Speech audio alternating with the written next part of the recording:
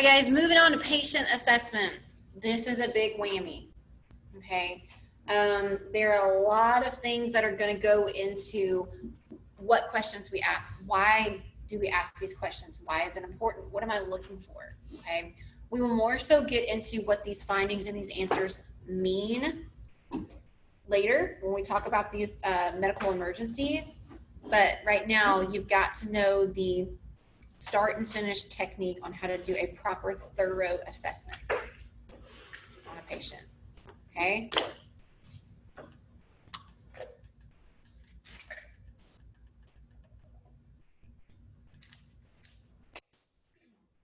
All right, so 5 main parts of your patient assessment. We kind of already talked about some of these, right?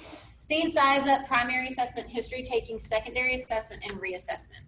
So guys, as I'm going through this, I understand I am not teaching you about trauma at the moment, okay? But the sheet I want you to follow along with while I'm talking about this and referring to this is gonna be your trauma assessment sheet.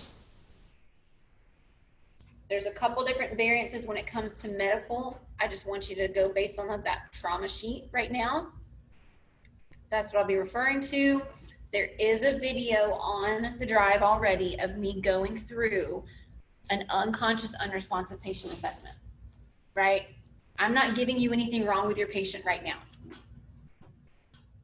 I'm not giving you any injuries to find. I'm not giving you anything to diagnose and put together. This is just strictly going through the sheets and doing a head to toe. This is how we assess this region. This is what we're looking for. Okay, that's already on the drive if we don't get around to it today to do it in class. So that's there for you guys to watch. Okay. So scene size up, primary assessment, history taking, secondary assessment, and reassessment. All right, what goes into my scene size up? Scene safety, absolutely number 1. What else? Number of patients, right? The number of patients might change what additional part of my scene size up. Who I call. Right? I have to consider any additional resources I might need when I figure out what my scene looks like, right? Do I need fire? Do I need APD?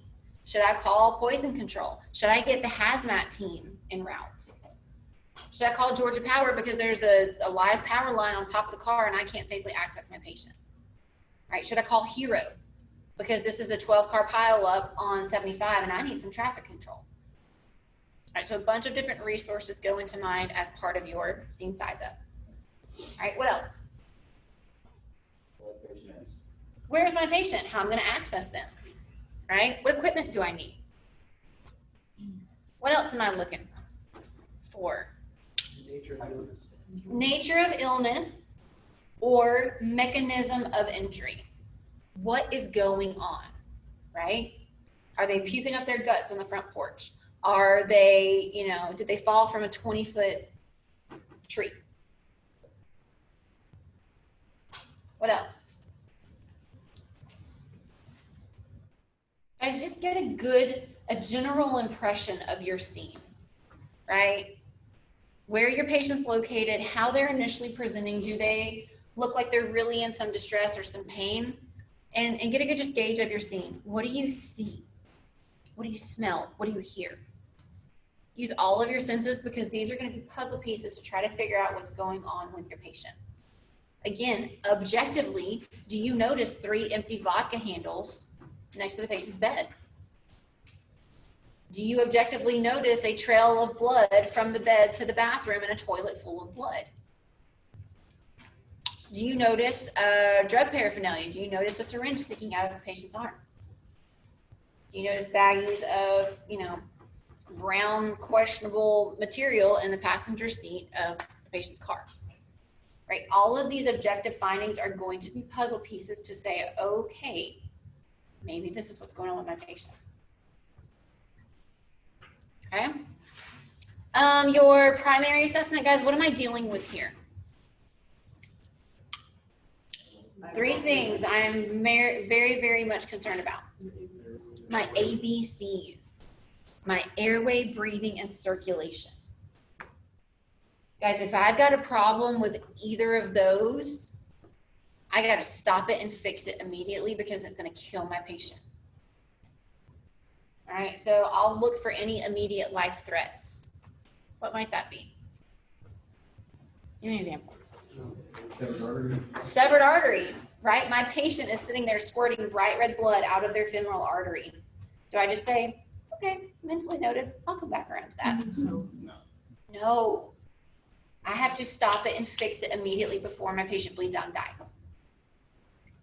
All right, guys, anything, we define a life threat as anything that is compromising your ABCs.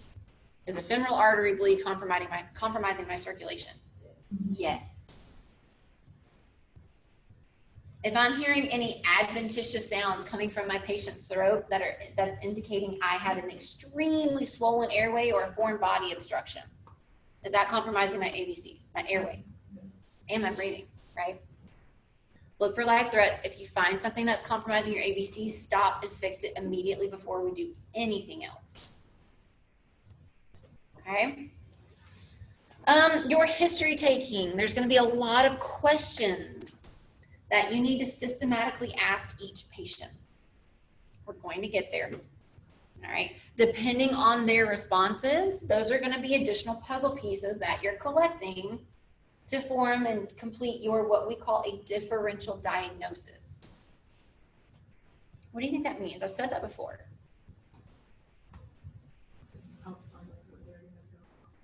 Okay, maybe. So based on what my patient's complaining of, based on these signs that I'm noticing, I'm going to go down my mind track and say, okay, complaining of chest pain. All right, I'm going to go rule out everything that I know and that I can test for. That could be something that presents with chest pain, a heart attack, right? I'm going to ask questions to see if it makes me think it's a heart attack. I'm going to ask questions to make me see if it makes me think it's heartburn. Could it be a trauma injury? Could they have bruised a rib? All right. So going through that, asking those questions and getting those answers and ruling stuff out, that's what's going to lead me to come up with my differential diagnosis. I'm kind of starting with 10 things on the board based on my assessment, my patient's responses. I'm just kind of throwing, nope, can't be that, can't be that, can't be that. And then ultimately I'll get to my decision as to what I think is going on with the patient. Kind of like just like a process of elimination, if you will. A quick question, Instructor Yes. A. You mentioned objective a moment ago, and I read in the book that you could put down in your PCR, the patient smelled of alcohol. I mean, on one end, I can understand if it's factual, and the other, that might be based on opinion. Yeah, so typically we kind of leave that out because, again, that can be different for each person's perspective, right? Typically, you can say patient smelled of ethyl alcohol, ETOH. But again, one person might not even be able to smell that. It might smell differently. No, that just smells like a really weird perfume, or that smells like, paint thinner. So we typically leave that out because it can be construed in several different ways. Gotcha. All right. Thank you. All right. Your secondary assessment based on, again, your patient's responses to these questions, you're going to say, okay, I've got that puzzle piece. I'm going to stick it in my pocket. Now I'm going to go assess the different body systems or the different body areas to investigate to see, is this area affected? Is this system affected? Is this supporting my guess of what I think could be going on with my patient, or is it eliminating what it could possibly be?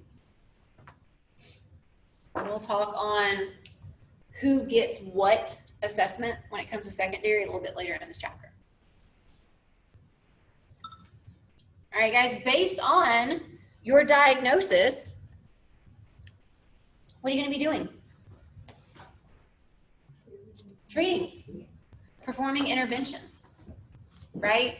So after we perform those interventions, we want to do a reassessment of some things to see what, if it's working, right? Okay, so guys, every time you reassess, I want you to reassess vitals, level of consciousness, which means is their mental status the same as it was before, or has it changed, right? Are we A&O times 4 or A&O times 3? And your interventions. So anytime you mention you're going to reassess your patient, you're going to make sure that you go back and get some new vital signs. You're going to assess their level of consciousness, and then you're going to reassess your interventions. Are they working, or do I need to keep doing, maybe a drug dose? Okay, those are the 3 main things that are going to go into your reassessment. Can you repeat those one more time, please, ma'am? Vital signs, level of consciousness, or LOC, and interventions. Any treatment that you've been doing, we need to reevaluate. Is it working? Do they need more, or did I fix the problem?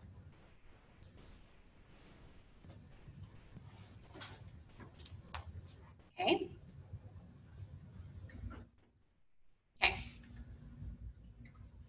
All right, so we've got to understand the difference, especially when it comes to documenting and terminology, what a sign and what a symptom is.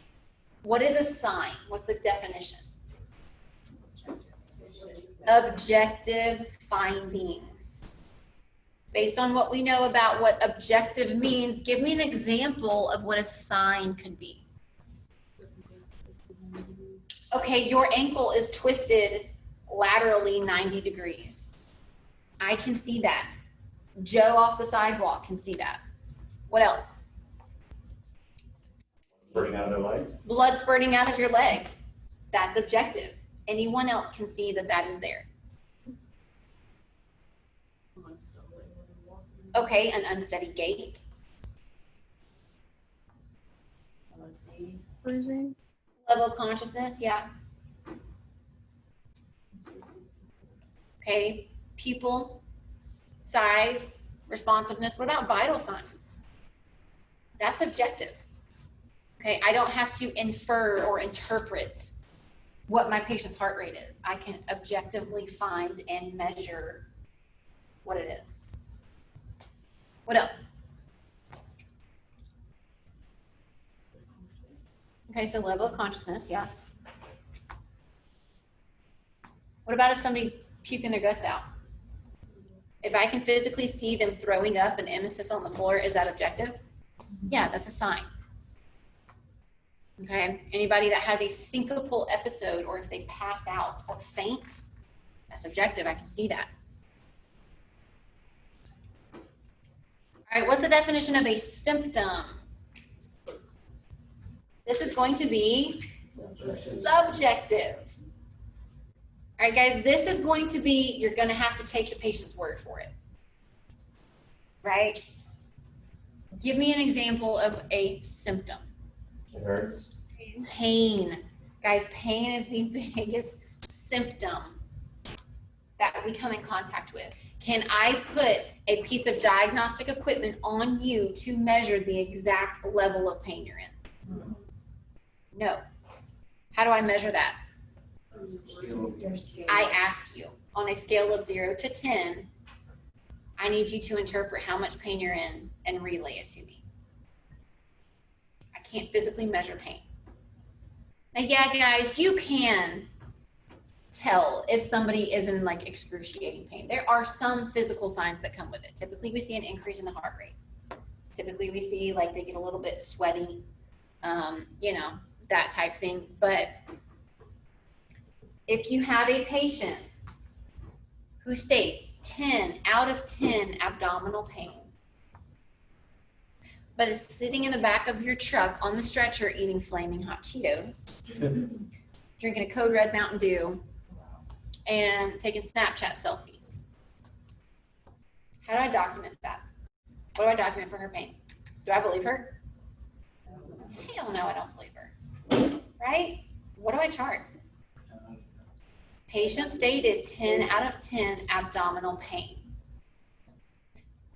What also do I Patient chart? was observed eating Flaming 22.5. Can Joe come up here and sit next to me in the captain's seat and objectively see that she was eating flaming hot Cheetos, drinking a Code Red, and taking Snapchat selfies? Patient stated 10 out of 10 abdominal pain. Patient presented with, during or for duration of transport, patient was ingesting flaming hot Cheetos, Code Red Mountain Dew, and, participating in social media. That's objective. Are they allowed to do that? I told her not to, but she did anyway. All right, guys, I'm going to let whoever reads that chart and put 2 and 2 together and be like, okay, this girl was full of it. They can interpret that, but I'm not going to put that opinion in my chart. Okay, so pain is very perceptive. Also keep that in mind. Some people have a very low pain tolerance. Some people have a very high pain tolerance. Okay, so pain is a very, very big symptom that you're going to come in contact with. What else is a symptom? Dizziness, right? I can maybe objectively see you stumbling around with an unsteady gait if you're dizzy, but I can't put a piece of equipment and say, okay, honestly, exactly how dizzy are you? I can ask on a scale of 0 to 10, but I have to take the patient's word for it. What's another big one? Nausea. Okay. So is everybody good with sign versus symptom?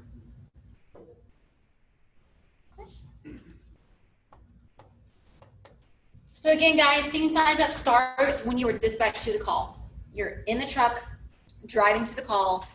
Your scene size up starts there. Okay, you're getting all of this information from dispatch. You're going down these possible mindsets of what you could possibly expect when you get on scene. But what do we do when we get on scene? We confirm, right? Is this triage code, is this really a cardiac arrest, or is this patient sitting upright on the front porch talking to me, right? Do I have 2 patients, or do I have 10 patients, or do I have 1? It's all of this stuff. We have to confirm and not just take dispatch's word for it, not saying that they're wrong, but they're only as good, their information is only as good as the call taker. Sometimes these call takers don't know how to describe what they're seeing or, appropriately relay what's going on. So just confirm, do your own scene size up when you get there and make sure everybody's on the same page, okay? Guys, again, scene safety. If it's anything violent in nature, assure that PD is on scene and that the scene is clear for you guys to, enter. Keep mindful of your, what we call access and egress. What does access mean? Getting in. How are you safely going to approach the patient? How are you going to get access to physically be in contact with that patient? All right, goes into what equipment are you going to bring? Maybe how should you park the ambulance? How should you always park your ambulance? Okay, which is? It's ready to go so that you get the patient. Right. Take that extra 60 to 90 seconds to back up your ambulance to your scene. That way, even if your patient is critical or if your scene safety becomes compromised, the only thing you guys have to do is get in that truck, put it in drive, and go. You're not having to take all that time with a sick patient in the back or somebody chasing you down with a knife to do like a 15-point Austin Powers turn, right, to get off scene. Always back up into your scene. Okay? When you're going into a house or a building, right, be mindful that you are keeping track of how you got to where you're going. Okay? So if you're going into a house, all right, came in here, we took a left, we went down this hallway, we took a right down the hallway, and, second door on the left. Why do you need to know that? If your scene safety becomes compromised, you don't need to be running around frantically in one of those mazes at the fair. You need to know how to get out quickly. What's something else you also need to notice when you walk into these scenes, or it's a house or a building? Who's around, right? You never want to turn your back to your patient, right? You never want to put yourself in a corner, right? Per my favorite movie, Nobody Puts Baby in a Corner. Don't put yourself or your partner in a corner. All right. What else do you want to notice? Any animals or anything? Maybe any animals, absolutely. Maybe any weapons. Yeah, weather plate makes a difference. Keep an eye on the agitation level of other family members. Yep, watch everybody else who's on scene, okay? But also be mindful when you walk into a room, know where your exits are. There's a door there, there's a window there, okay? So again, guys, it sucks that we have to have this mentality, but if you become complacent about your scene safety, complacency kills, okay? So I'm not saying, guys, I hope it never happens to you guys. And it's not going to happen on a daily basis unless you just got some real bad karma coming your way. But if you're on a scene where it becomes unsafe, you've got to know how to get out quickly and effectively. Okay. If you are on the side of the road, I don't care if it's 75, I don't care if it's Marietta right here. I don't even care if it's a residential street. You got to wear your high vis vest, your safety vest. Why? Obviously, number one, we don't want what to happen. You don't want somebody to hit you. You want to get hit by a car, right? But what's the other reason you need to make sure you're wearing your vest? So what? Okay, so if they hit you and you fall in a ditch, they can find you a little easier. I mean, it's not wrong. But what else? Not something you would think about, but it's true.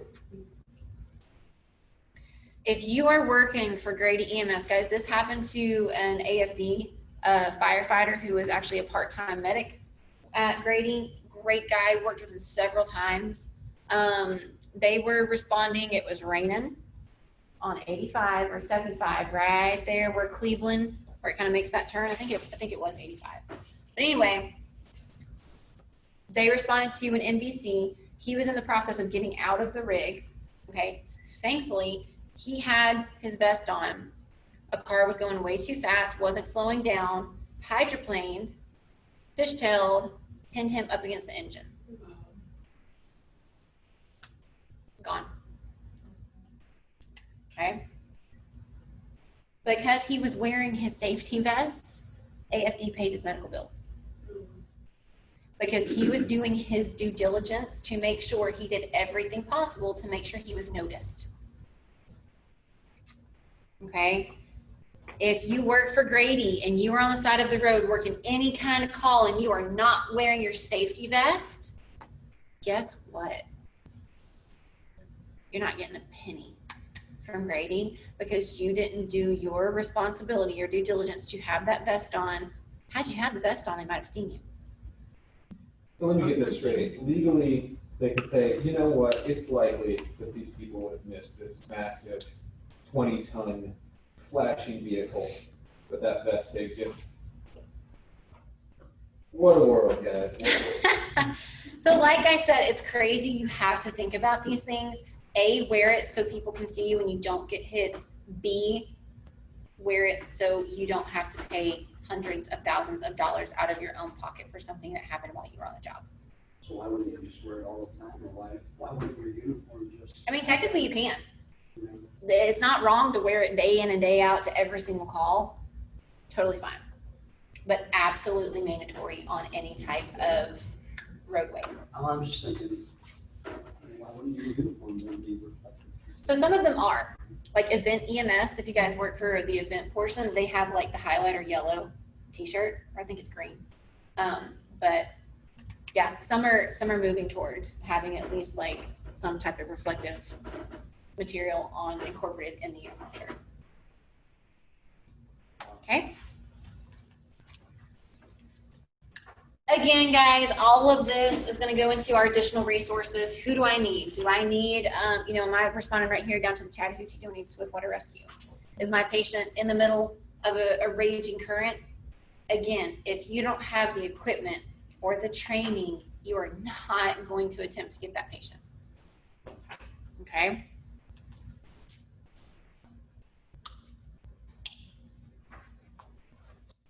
Guys, what is one thing we need to keep in mind about your scene safety?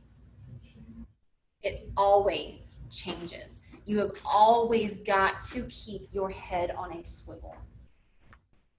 Again, when it comes to this scene safety, complacency kills.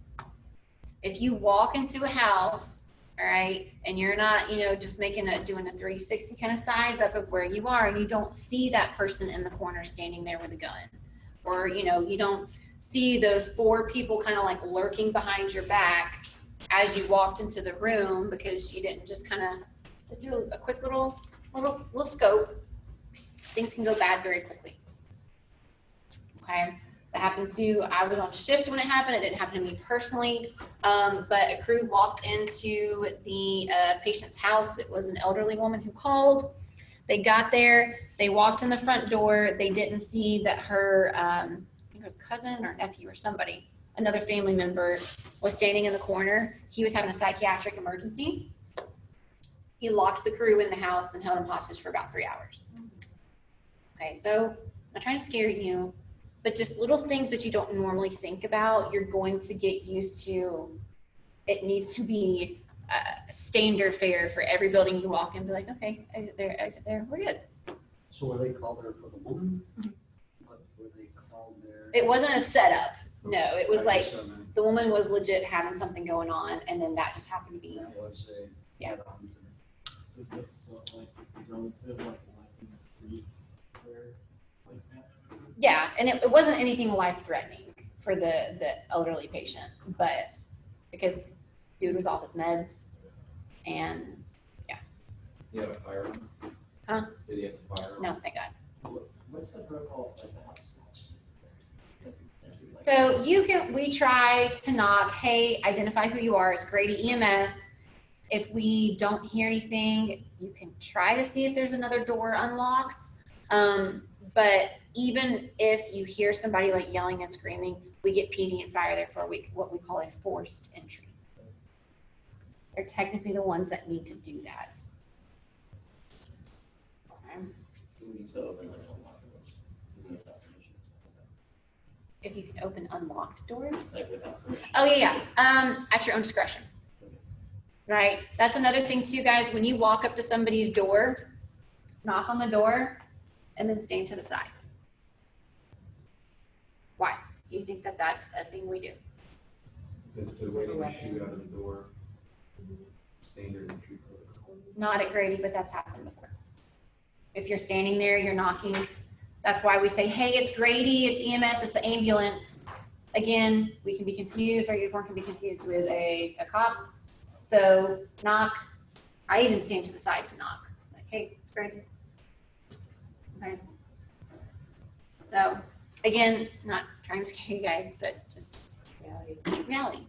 And it sucks that it is reality, but it is. 2 years ago, I think, maybe it was that long ago, up north, can't remember, maybe it was like Kansas or something. It made national news. A guy called 911, said he was having chest pain, said he was having a heart attack. Fire responded, held the fire crew hostage, killed 3 of them, and then killed himself. But we can't carry any kind of weapon. Does that include knives? So you can have a seatbelt cutter, right? Can my seatbelt cutter be 12 inches long? It cannot be 12 inches long, no. Pocket knives are okay. Tactical pocket knives, anything like that are okay because they're a seatbelt cutter, right? Trauma shears, absolutely. What about electric piano wire?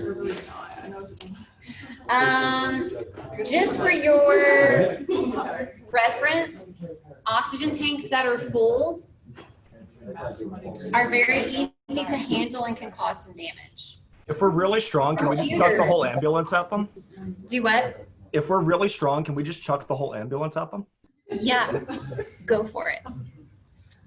Your computers that you use to document, they're literally called tough books. They are very durable. They're very hard. Tough book. That's what it's called.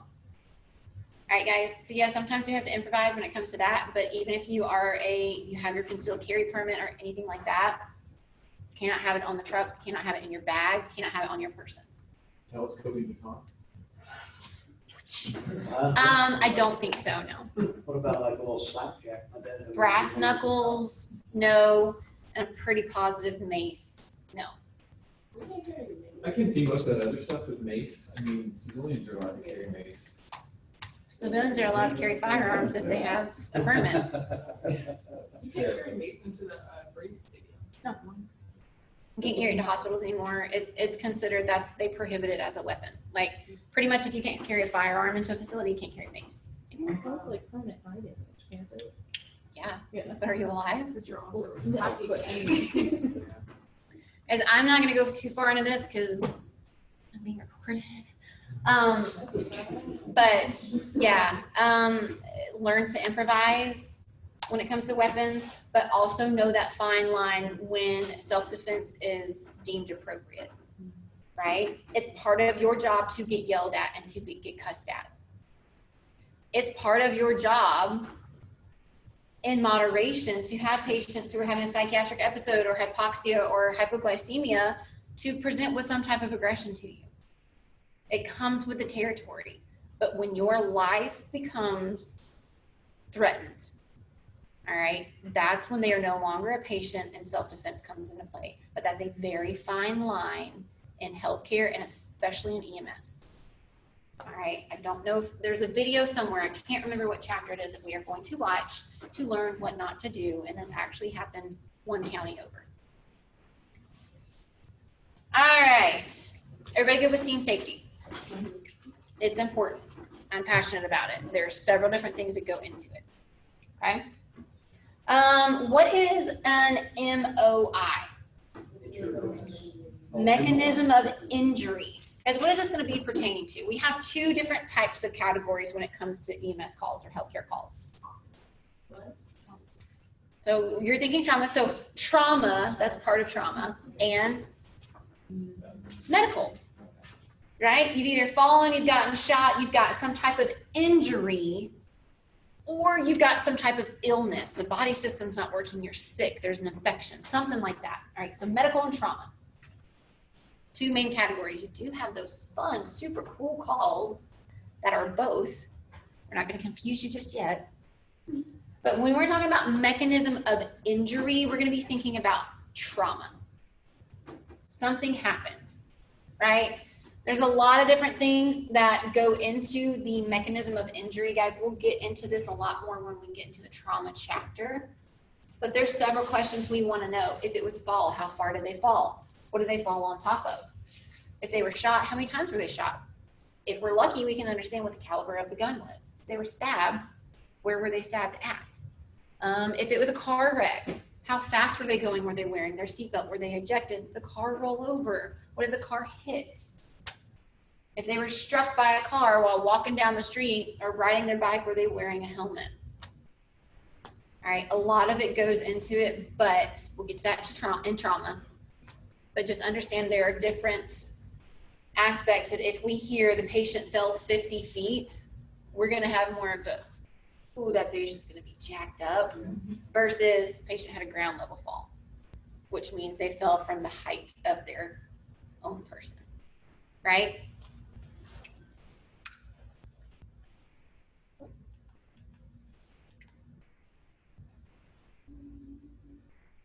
All right, so medical portion, NOI, nature of illness. Is this chest pain? Is this nausea, vomiting? Is this, bleeding from an orifice that's not related to a trauma? Is this a massive headache?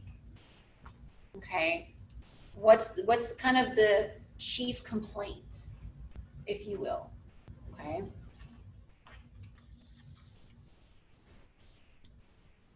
Also something that's going to go into your scene safety.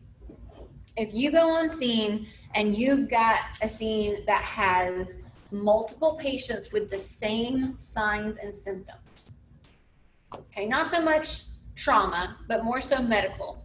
If I go up to a house and I've got 5 people walking towards my ambulance, everybody's puking their guts up and they're all stumbling around.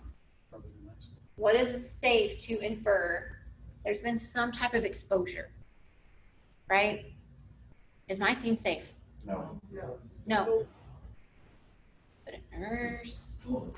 Back it up, Terry. We're gonna go down the block. We're gonna call hazmat and we're gonna say, hey, you need to come out here and clear a scene before we approach that resident. But you would treat these people walking to you. Not if you can say, You wait for an ambulance.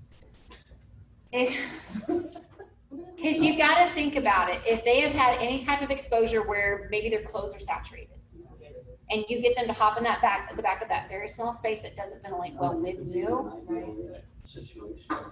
you're now a patient. So it sucks to say, but logistically, no. I'll roll down the window and be like, hey guys, if you're still walking, we're heading this way. But hazmat's coming to clear your scene. I mean, in all honesty, that you gotta think about your scene safety. Residents in some plants, and that's what we do with the hazmat. But we were trained in chemicals. Nope, Guys, we're not. Guys in the plant site respond, right? Nope. Gotta get So that you don't- hazmat there's team no there. decon gear of any type of it? Yes, when hazmat gets on scene. There's a hazmat team integrated through fire, but they've got the different equipment, they do the decon, Different suits. but we've got to get them on scene to do it. That's not considered abandonment. I mean, I'm sure it's happened. Do you ever run into, like, say you feel the scene is safe, but your partner doesn't? What do you do? Yes. What happens? So, I've been here years ago. so with that, if you have a long-term partner, we would establish a code word.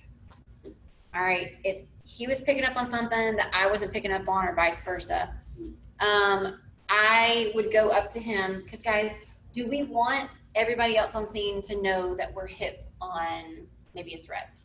No. Maybe not, usually not, right? So, and it's not always a threat. Maybe it's, hey, this is, I just saw something that this might be abuse or neglect. We need to get some, some wheels rolling type thing. We would always go up to each other and say, hey, I forgot to get the white jump bag. We don't carry a jump bag that's white. They're blue and gray and red. But also kind of like, say you both are seeing, they're like, we need to wait for PD, but your partner's like, no, we need to go now. Then, how does that? You're allowed to individually. Yeah, pretty much.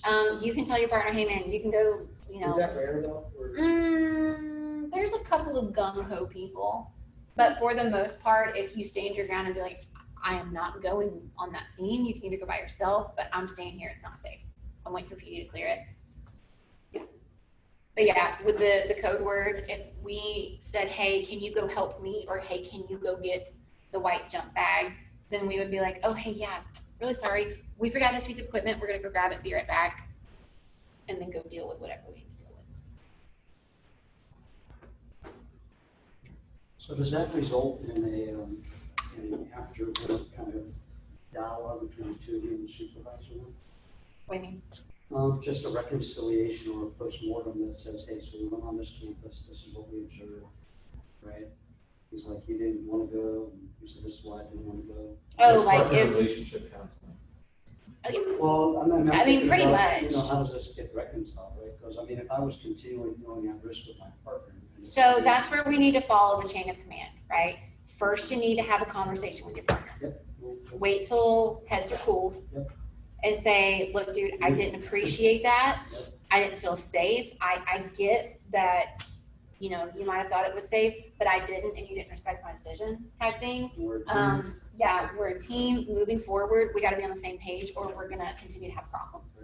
If it still continues to do that, then we get supervision involved. And then we just go from there. Yeah, because remember guys, we're all adults. We are all adult learners here. You guys are all at least 18. We can't just go, if you have a problem or anything like that, we've got to start, we can have face-to-face conversations to try to solve problems. So, yeah, if you go to HR, if you go to, now guys, if it's like a sexual harassment thing, that's a little bit different. But if you just have like a disagreement between you and your partner, you go to supervision or you go to HR, the first thing they're going to ask you, well, you guys had a conversation about this. How did your conversation with them go? Well, I haven't. Well, Why you? yeah, go talk to them and then come find me. Guys, PPE, okay, bare minimum. Gloves. You don't know these patients from Adam. You don't know where they've been. You don't know what they've got. Okay, based on other information via dispatch, if we can get that they're productively coughing or coughing at all, consider a mask, face mask. What type of mask does the patient get? Blue. Surgical mask, and we get a N95 mask. Already talked about this. Already talked about that. So again, guys, make sure you know the number of patients you have. All right, we technically move into what we call MCI territory, a mass casualty incident, when the number of patients outweigh the number of resources at hand. There is a whole chapter designated to MCIs at the very end. But just understand, if you have got more patients than you and your partner can handle. Like, guys, if it's just you and your partner, because guys, that's what it is on the truck. It's two people, you and your partner, right? If you've got 4 patients from a fender bender, they're all fine. Nobody's seriously injured. They're not critically wounded. I can handle that, right? But if you come on scene, it's just the 2 of you, and all 4 of those patients were ejected. We got broken bones and blood and brain matter everywhere. You can't handle that. All right. So if the amount or criticality of the patients outweighs your resources, we need additional units. We're declaring an MCI. Does long-term triage ever occur? Trying to think of an incident, maybe as long ago as like the park bombing, the Centennial Olympic Park bombing. We had a long triage set up, but that's typically not us. Typically fire comes over or comes to the scene, takes over, and we just do revolving door transport.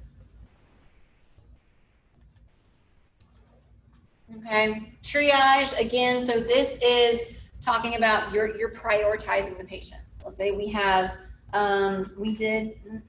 So let's say we have a bus that drives off a bridge and there's 25 people on that bus. All right, triage is going up to you and your partner are gonna be the first people there, right? One person's gonna take over incident command. They're gonna be in charge of everything, getting different people on scene, relaying to dispatch what's going on. And then that other person is going to be in charge of going through all of these patients and pretty much saying, hey, you're gonna die really, really soon. I can't help you because there's more people I need to go try to see if I can save.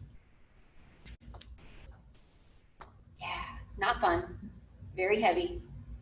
But again, we have a whole chapter to talk about triage, but that just means that if you've got several patients, you have to prioritize who you're going to expend time and resources on, who's gonna be the first person you treat, and who's just gonna say, hey, either go stand over there, you're fine, or too far gone.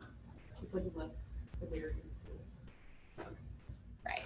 There's 4 different groups you categorize them in, but yeah, we'll get to that.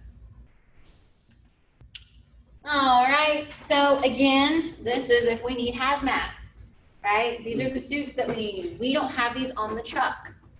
So make sure if it's a chemical exposure, you call hazmat because they have the suits. You don't want to lose that. Yeah, they suck. Like, lose about 5 pounds of sweat in an hour. Again, guys, your additional resources, PD, fire, again, hazmat. If we need a forced entry, if we need somebody cut out of a car, they've got the tools, they've got the training, okay? If we need an airlift, we'll talk about that later, but always, always, always go ahead and get ALS en route to your call. I would rather cancel them than show up on scene and not have called for them and need them and waste 10 minutes of my patient's time. If it's a standard always thing, why isn't ALS dispatched at the same time as certain calls? So that used to be how Grady did. We would co-dispatch, we would co-respond. That was taking away resources because most of the time, the BLS crew would arrive on scene and say, hey, don't worry about it. We can take care of it. This is our patient. We'll transport. So Now they just say advise if you need ALS when you get there. So in an ideal world, have ALS en route to all of your calls, like in class for registry and scenario. But do you call for them before you assess the speed? So now if it is something that you could dispatch because the dispatch has you and your partner's name, your unit number, and your level of scope, or if you're ALS or BLS, they have that information. So if it's something where they're dispatching a BLS crew to a cardiac arrest or to something that it's very obvious ALS is needed, go over the radio and be like, hey, radio, we're responding to so-and-so address. You are aware we're a BLS unit, correct? And then they'll say, yeah, you're all I've got. I don't have any ALS units available, or yes, I'm also dispatching so-and-so. Or sometimes they'll be like, oh crap, no, disregard. And then they take you off the call and send somebody else. But you just have to say, hey, we don't mind going, but be advised, we are BLS and you might want to send ALS to this call. So that's how you do it each time. Instead of like, hey, we want ALS here.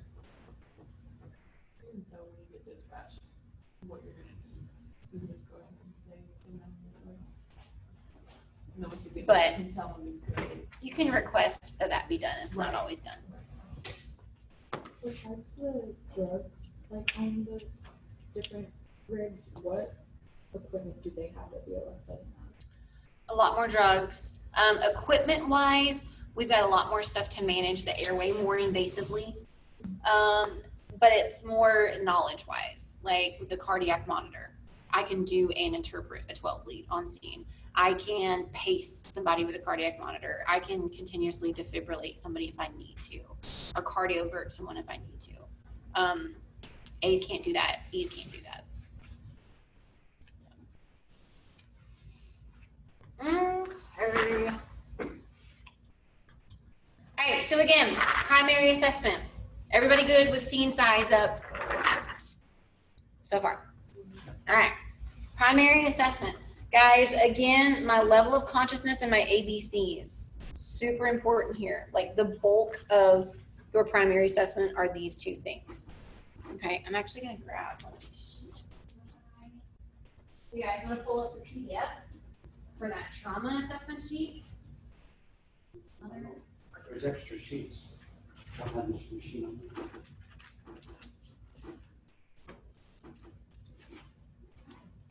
Well, I'm fresh out.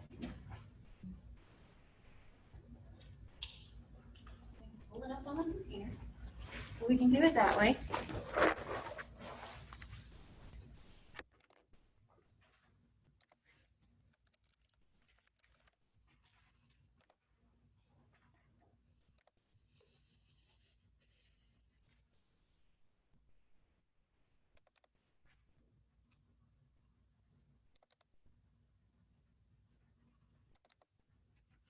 All right, so again, guys, I'm going based off of the trauma sheet.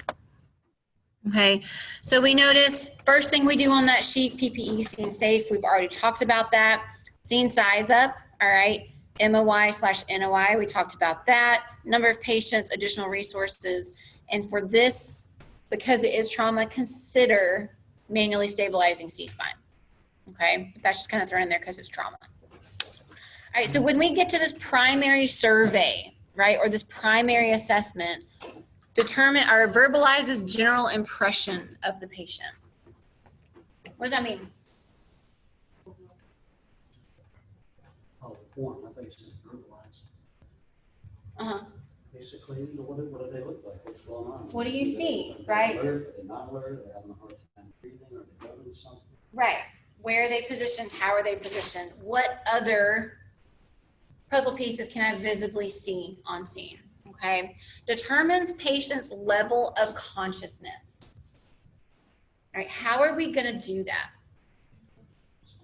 Okay. So not yet. We're not going to ask A&O questions yet.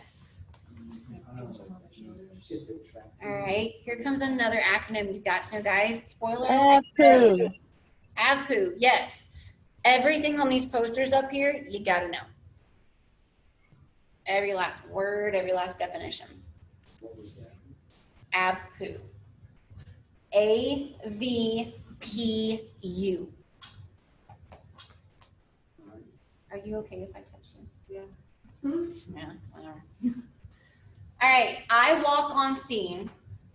If I walk in the door and my patient is sitting upright, as I walk through the door, the noise that I make, the visual disturbance that I make, my patient is alert to my presence. She is looking me in the eye and she is tracking me as I come in.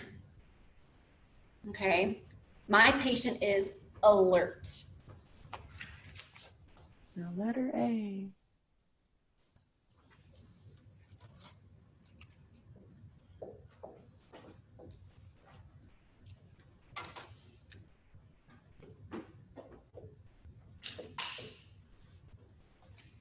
You're gonna have a heart attack. All right, if I walk in, my patient sees me, she's tracking with her eyes. If I move to the left, she's aware that I moved to the left. She's aware of my presence, right? That means my patient is alert. If I walk in the door and my patient's maybe laying on the couch or sitting in a chair, her eyes are closed, she does not make that eye contact with me when I first walk in. But if I say, hey ma'am, it's Grady, how can we help you today? And that verbal stimulus opens her eyes and makes her aware to my presence. She is alert to verbal stimuli. Or she's alert to verbal. Okay?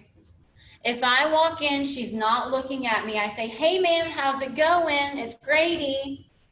Still no response from that verbal stimulus.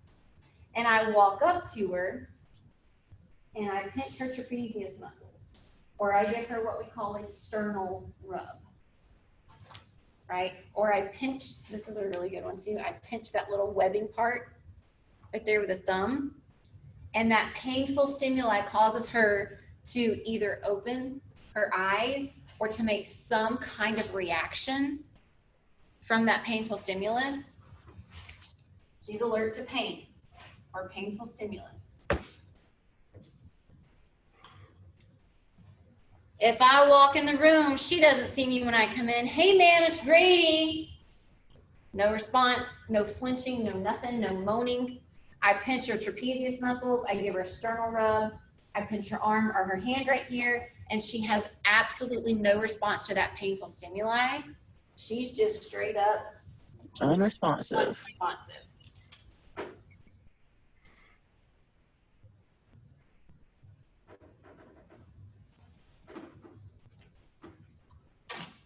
All right, so that's what we're going to use to initially gauge if my patient's level of consciousness, or my LOC, is that AVPU. Once we determine that, if my patient is able to talk to me, then we'll go the ANO route a little bit later. Okay. Everybody good with AVPU? Everybody good how to test it? Well, not painful. Okay, so Is there an escalative protocol there? I mean, where it's less painful and more painful? so the trapezius muscle, guys, just get, yay good grip and give a very firm hard squeeze. Okay, we've moved towards that trapezius pinch and away from that sternal rub, because guys, another thing you got to think about too, what does everybody have these days? Oh, video. Camera phones.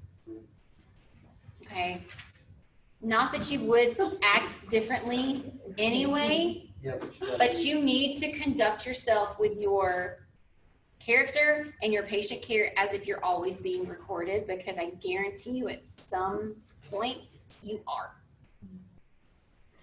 Okay, to a lay person who doesn't know what we're doing, if we walk up to somebody laying on the ground and we start leaning over them doing this, what does it possibly look like I'm doing? Choking them, or like, crushing their chest or whatever. So we've moved towards the trapezius pinch. Okay, it's a little bit better to the public eye. this is okay to the public eye. It's not like I'm trying to cause any harm to my patient. So, yeah. All right, we've already talked about the apparent life threats, right? Anything that's gonna compromise my ABCs I wanna look for. All right, bright red spurting blood, anything that I'm picking up on that can let me know my patient's airway is significantly compromised. What do I do if I find one of those? Stop it, or stop everything you're doing and fix it before you do anything else, before we move on. Okay. All right, so here's how we're going to move into assessing your ABCs. So, general impression, overall appearance of your patient, level of distress, age, sex, race. I don't really care about the race, right? Age and sex will go into play to different medical conditions for my patient. Is my patient old? Males are more prone to certain medical problems than females are, type thing. Okay. So, guys, going into this, how do we address this with your patient? I'm not sure what the question is. You talking about as far as the sex is concerned? Uh-huh. If you're alert, nowadays it's best to confirm how they identify nowadays. We've got to keep that in mind. Okay. So if we go up to a patient, guys, ma'am and sir is still considered polite and acceptable, but if they correct you, then you change the way that you address your patient. Whether or not they fit that typical mold of what that identity should look like. If they correct you or say, hey, call me this, or this is actually my name, that's how we talk to our patient for the duration. All right.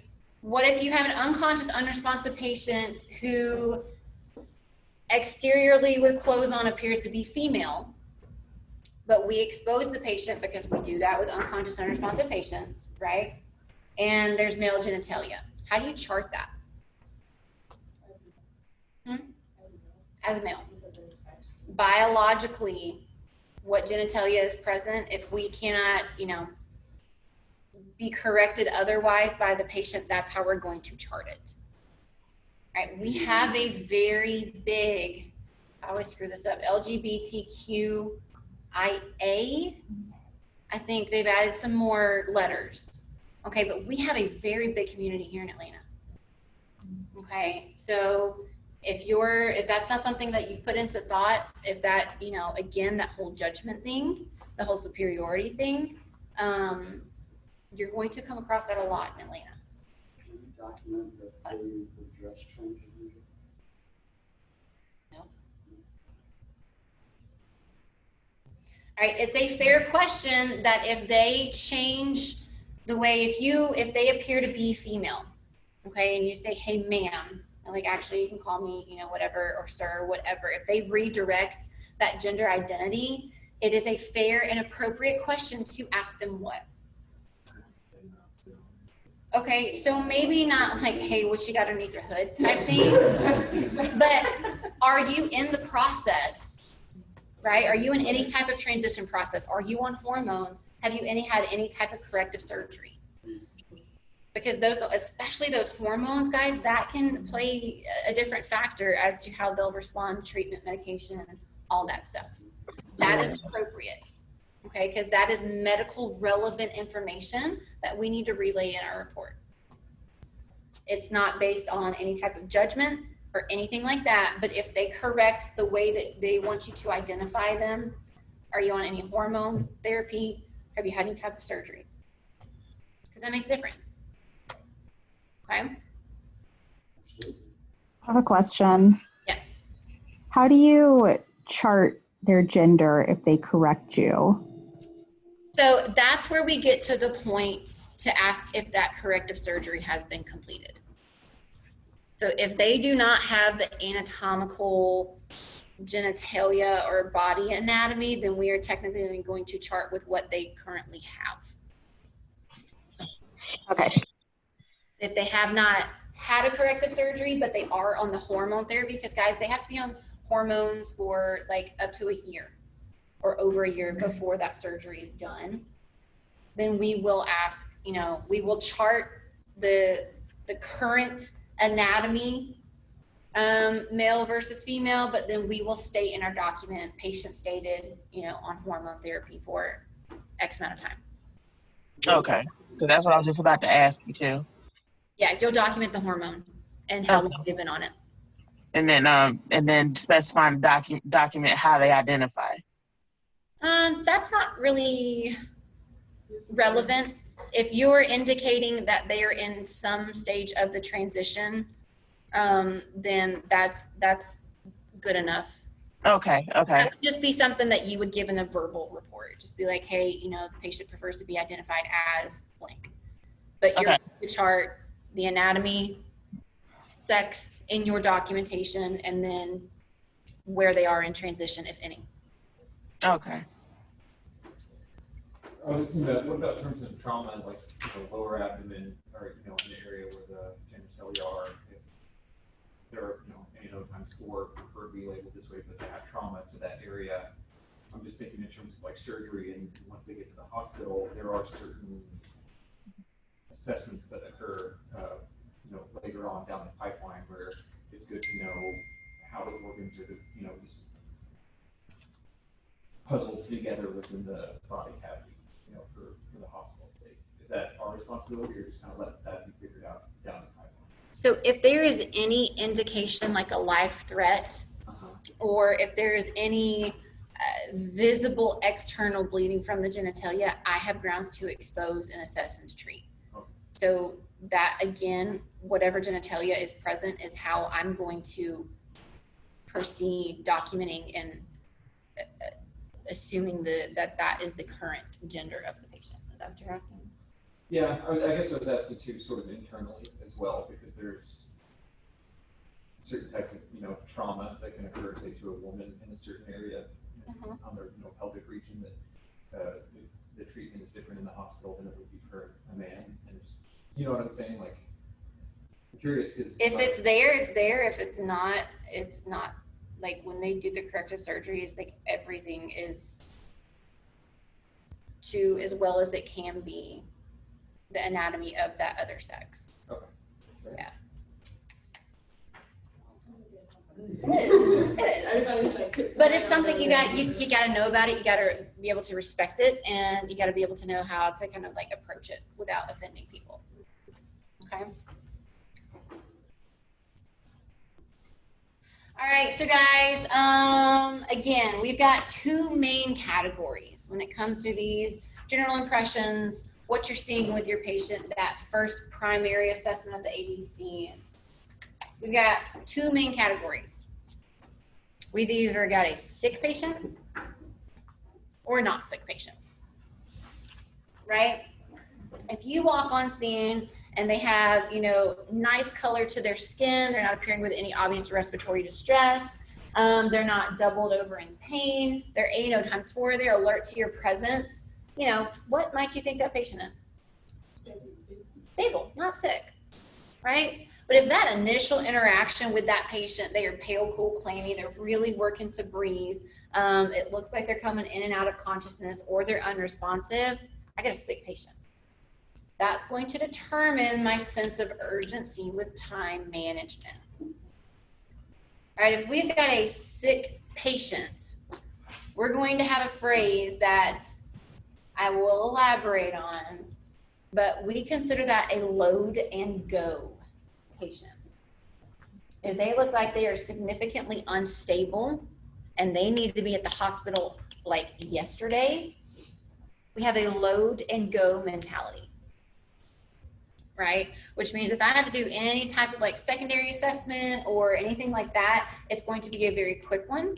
I'm going to make sure I'm managing my ABCs, and it is very well understood that we are not staying on this scene any longer than we have to. Because guys, what is your ultimate destination for these patients? Hospital. The hospital. So much more treatment, so much more equipment, so much more, resources.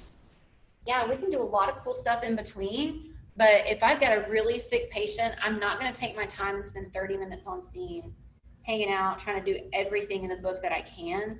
At the end of the day, you're a person in the back of the truck. It's a very well-equipped truck, but it's a truck. It is a truck. It is a very solid level of knowledge and application of that knowledge. Yes. But I don't have an OR in the back of my truck. I don't have an MRI. I don't have an X-ray. I don't have all of this. I don't have blood products in the back of my truck. Okay. You do a lot of stuff on the way, right? I mean, like, so what assessments have to be done, or like treatments have to be done before you can move them? So guys, I don't want you to think that physically you are going on scene, you look really, really bad. I'm going to pick you up and throw you in the truck and we'll figure out the rest on the way. All right. If there's any life threats, we're stabilizing life threats on scene before we move. Okay. We're managing our ABCs before we move. If we need to be bagging this patient, we're going to start bagging the patient before we move. If there's an adjunct we need to place in the airway, we're doing that before we start transport. It's the reason we need all of our bags off the truck before we go in. Hence what? The reason why you were saying a couple of lectures ago that we need to go ahead and have our equipment off the truck with us with the stretcher. Okay, so there's a couple things like as a paramedic I might do. If my patient looks really bad off, I'm probably going to get a quick 12 lead before we start going. Because if they're having a heart attack, I want to be careful about how I move them. I want to go ahead and immediately, let's get that aspirin, nitro, oxygen on. Then we'll get loaded up, then we'll go. So those essential things that are vital, we're doing on scene. All right. I got a quick question. I'm sorry. Have you ever had an instance where it's obvious that it's too dangerous to move your patient? Like, do you guys have like a protocol in place where you can tell that, you know, moving them a little too much will cause more harm than help, or anything like that? What's the option? Let them sit there. No, I'm like, as far as like just you, I mean, not necessarily like move them period, but like with just you and your partner, since it's a 2-man truck, has there been an instance where you've had to call in, you know, extra? I mean, you may have said this already, and I just may have forgotten. Yeah. Doing the lifting and moving. If it's not physically possible for me to move the patient, I'm going to call in extra help. If it is something where it hurts the patient, but it's not going to kill the patient, we typically try to work it out between me and my partner, right? But if it's something like an unstable pelvis, yes, that hurts. Yes, that can kill my patient. We'll probably get some additional resources so we're not causing further harm. Okay. Does that answer your question? Yeah, because I was like, because I know you can get extra help if it's a situation where you can tell it's dangerous for yourself or your patient to move them, but I didn't know if you've ever had an instance to where you know you have to move them, but you know by making the slightest adjustment on some things could possibly kill them, but you have to get extra backup to It's going to be like, it's just going to be a judgment call, life over limb. If it causes pain and it's just pain, let me give you some pain meds real quick. I can do that before we move you, but yeah, it's going to be a case by case thing. Okay. All right, so guys, again, we're going to stabilize those ABCs, and then we're going to appropriately and safely do any kind of assessment we need to do real quick, right? Maybe like a 60-second head to toe, put them on the backboard if they need to be on the backboard, get them in the truck, and the rest we do on the way there. All right. Or if they are, again, they've got a nice pink color to their skin, they are sitting upright, they're not in any obvious distress, and they're just chilling, they're stable, from what I can gather, they're going to be what we call a stay in play. Right? I can take that extra 15 minutes to sit on that scene, that 20 minutes to sit on scene and talk to my patient, get all this information, spend the time to say, yeah, no, sure, I can go totally lock up your this, or I can do this, or I can grab this for you. Right? I've got time to do that. My patient's not time sensitive. Right? Guys, if it is a critical patient, either trauma or medical, the standard is by the time you get on scene, from the time you leave the scene, is 10 minutes. How many people do you not transport? A fair amount. So if you were breaking down 3 categories of the not transport, you said stay in play, immediately transport. What do you make that? Stay and play outweighs load and go. Yeah. 10 minutes is your goal for a sick patient to be off the scene, headed to the hospital. Okay. That. All right, airway. Okay, we got to manage our airway. Let me see how far this goes into airway management.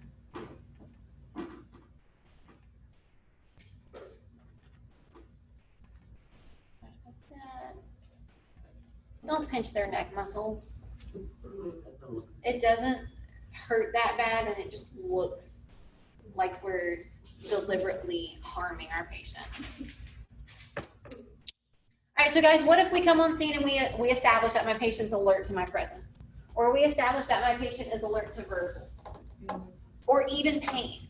This is my initial gauge of level of consciousness, and then we can say, hey man, what's going on? How can I help you today? And then we can start having a conversation with my patient to determine where they stand with the alert and oriented status, person, place, time, event. Okay. Oh, here we go. GCS.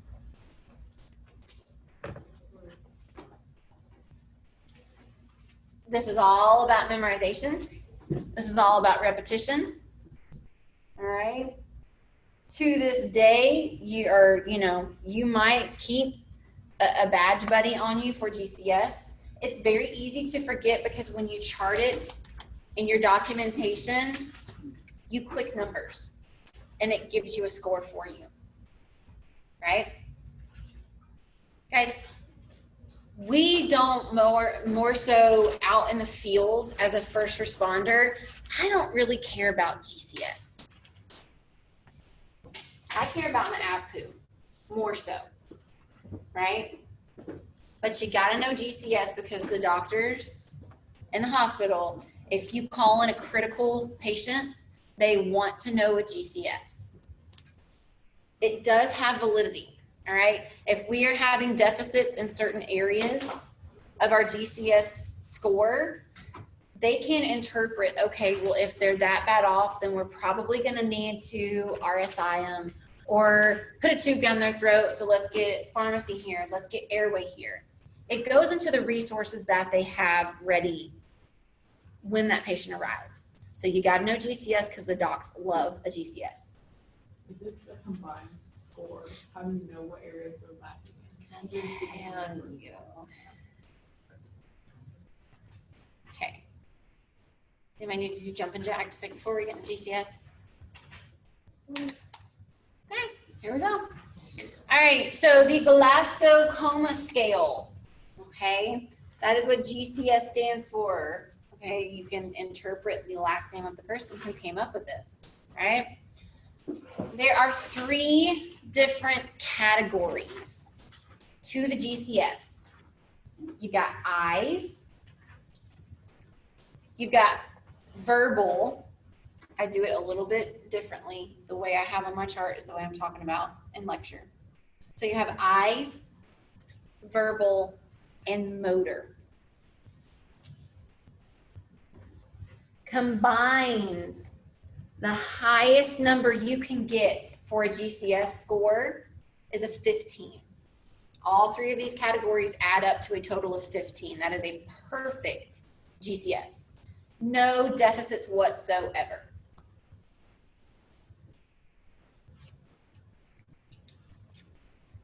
The lowest you can score on a GCS is a 3.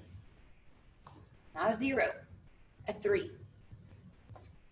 Because that makes so much sense. Okay. Highest score is a 15, lowest score is a 3. There are 3 categories to GCS. First one we're going to talk about is eyes. How many possible points can you get for the eyes category? 4. How should you remember that? Stupid, quirky instructor A analogy. 4 eyes. If you wear glasses, that's what you get called in elementary school because people make fun of you. They call you 4 eyes. I used to wear glasses. It's okay. I can relate. How do I score my eyes? How do I gauge my eyes? Higher is always better. If they're alert, just anything. Based on your answer. Okay, they get a 4 if they're alert to my presence. They get a 3 if they're alert to sound or verbal cues. They get a 2 if they're alert to pain. They get a 1 if they're not responsive to anything.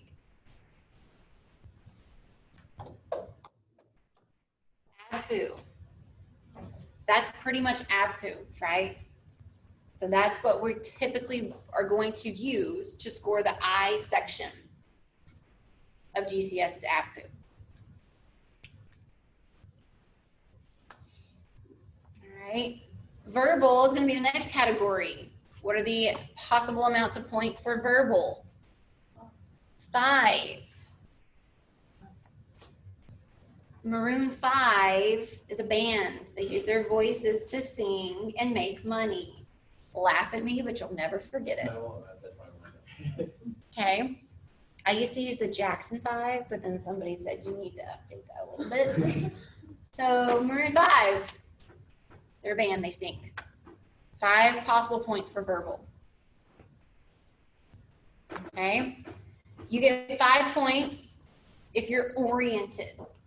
That means if I'm talking to you, you're pretty much A&O times 4. Totally with it, you can have a normal conversation with me. Okay. 4 points if you're confused. So if you're any type, A&O times 3. Maybe you know where you are, but you don't know who you are. Maybe know who you are and where you are, but you don't know what happens. All right, so if you're any kind of confused, you're going to have a 4. 3 is going to be inappropriate responses or inappropriate words. No, that doesn't mean cuss words. Okay, what does this mean? Not relating to what you're talking Okay, maybe. Well, I was just thinking like maybe if they thought they were somewhere else or having a conversation with like their hands.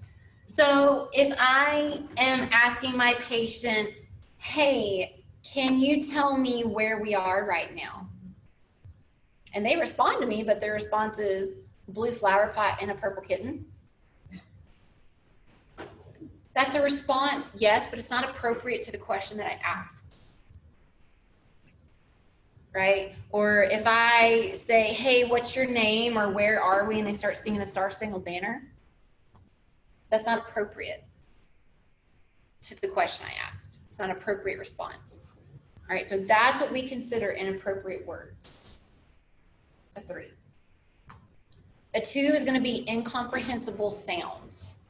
All right, if they are just moaning and they're not making any type of articulate words or speech, or, you know, they're just making sounds, or it sounds like they're talking in tongues, that's going to be incomprehensible. That's a 2.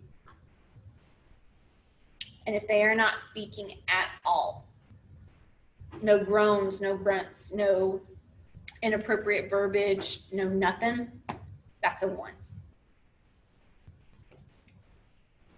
They are, I don't know how to like say it, because that's because it's like what if they are deaf would not still relate to this. And it's like a tricky thing because Technically, we would give them an altered GCS, but put in your documentation, patient appeared with or presented with, you know, I guess it would be like 2 sometimes. right. But we would document somewhere in the narrative that that is normal for the patient. And it's like a quarter baseline. That would be their baseline GCS, day in and day out, and that's okay. All right, so motor. How many possible points for motor? 6. Anybody know my analogy I'm going to use? Come on. A V6 engine. An engine makes things move. Motor. Okay? That's good. Yeah, pretty good. I got some good stuff. All right, so if you obey commands, not if you're submissive, right? But if I say, hey, sir, do you mind if I check a blood pressure? Can I borrow your left arm? And the patient understands what I'm asking them to do and can physically comply with that. Right? Their brain's working to tell them what they should do, and their muscles and their nerves are working to allow them to physically do that action. That's obeys command. Okay? Now, if you've got an uncooperative patient who is not, sitting on the stretcher like you tell them to, we're not going to dock them for not obeying commands. It's not what that context means. All right, 5 is localizes. So they might not be able to exactly tell you it hurts right here at this exact spot, but they can just kind of give an indication as to that general area of the pain. Or maybe move that general area that you are telling them. There's no like pinpoint exact control of that limb or area. All right, withdraws. That means they're not able to physically tell you, hey, this hurts, but if you give a stimuli, if you touch it or anything like that, they pull away from it. Okay, no, don't touch me. Or just, All right, so now we're going to our med term. You get a 3 for flexion. What does that mean? You might know what this means. Flexion and extension, this number 3 and number 2, they're in kind of the same category. Flexing their muscles, like their arms. Flexing their muscles. So not, hey, check this out, right? So it's something that we call posturing. You kind of saw it in, what video did we see it in? That the Australian, the beach rescue. When that guy was in cardiac arrest, what was he doing with his arms at one point? Kind of doing this, right? Uncontrolled spastic movement of the muscle. All right, if you are flexing, if you are drawing in your arms to the core of your body, that's flexion. That is also called decorticate posturing. If you're bringing it into the core in any capacity, it looks creepy when it happens. It looks like when get knocked out in UFC. Kind of, yeah. But like with the movies that depict people being like possessed and like during exorcism, how they just like do all this contorting with their body, it looks similar to that. Flexion, you get a 2. I'm sorry, flexion, you get a 3. That's called decorticate posturing. We say that they're still hanging on to a chance. Into the core, decorticate posturing. All right, if you see that extension where they just start going like this, away from the body, up, out, behind, anything like that, we say that they're waving goodbye. Okay, that is decerebrate posturing. You get a 2 for that, for the extension. If you are completely flaccid, you're not making any movement, even if I'm giving you painful stimulus, even if I'm drilling in your bone, you're not moving anything purposefully, you got nothing, you get a 1.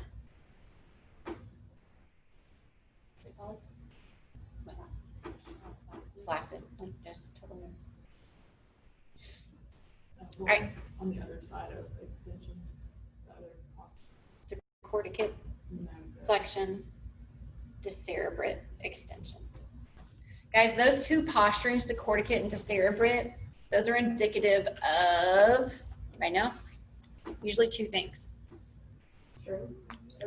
So if it's a hemorrhagic stroke, typically we see that if there's major pressure on the brain, or if there's just a global ischemia, hypoxia state. So like in the cardiac arrest patient, we see that a lot in cardiac arrest patients.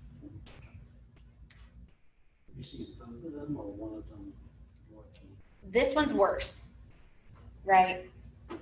But No, it just depends. You can see If somebody's both. having a stroke, do they only present decorticate? They don't always do it, and it's going to be depending on how bad that bleed is, how bad that pressure is. Why is it?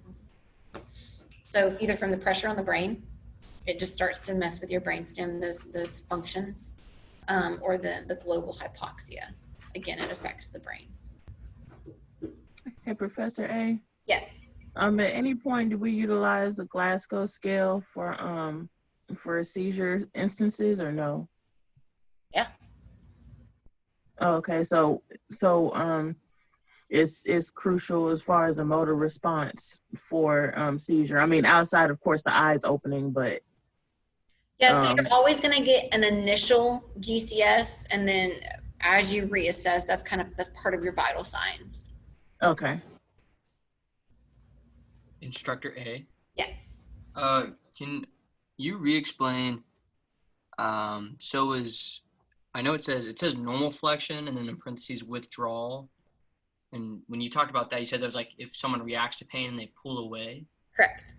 Okay, and that's normal flexion. And abnormal flexion, it would be what you were talking about, where either they go in or out. Right. If they are having that abnormal flexion, they are probably not going to be having any type of verbal compliance. They're going to be really bad off if we're having the decorticate or the decerebrate posturing. Okay, so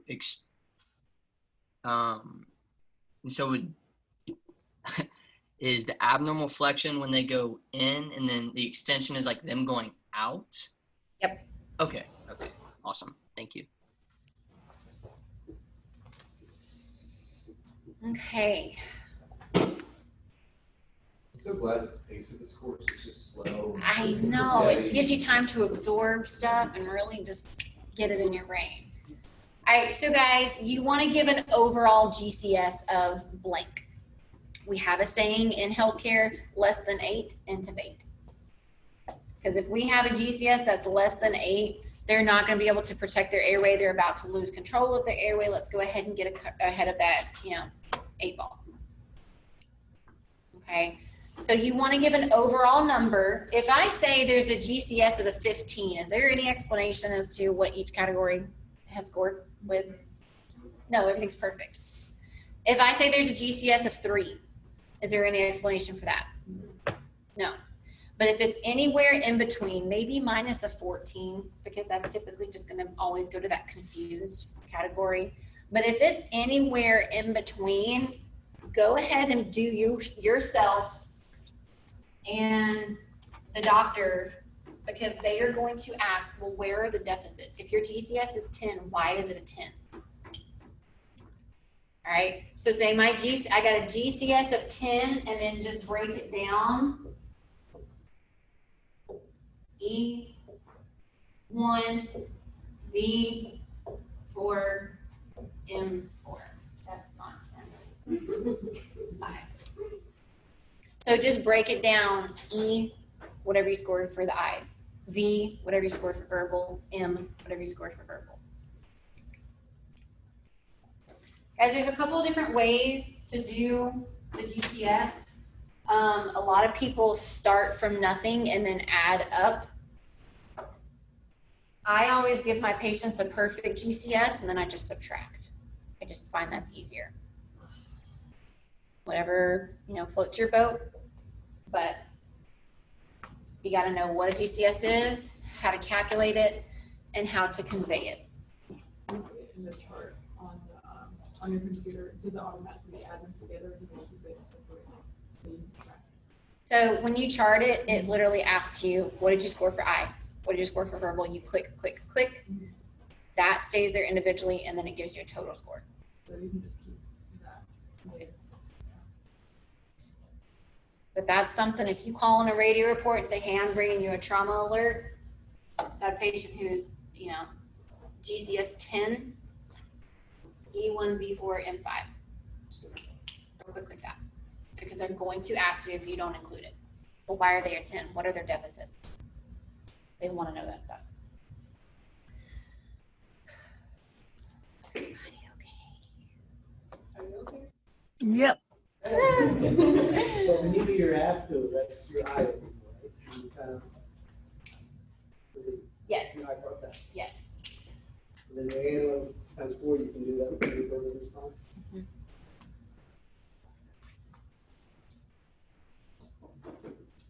everybody still with me? Are we still good?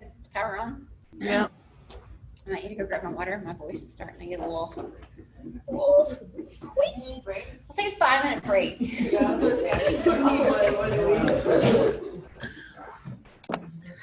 All right. So everybody's okay-ish with GCS. Okay-ish. That's going to be the theme of this class.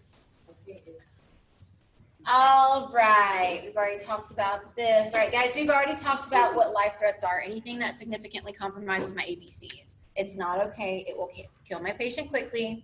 We're going to fix it before we move on. Okay? All right.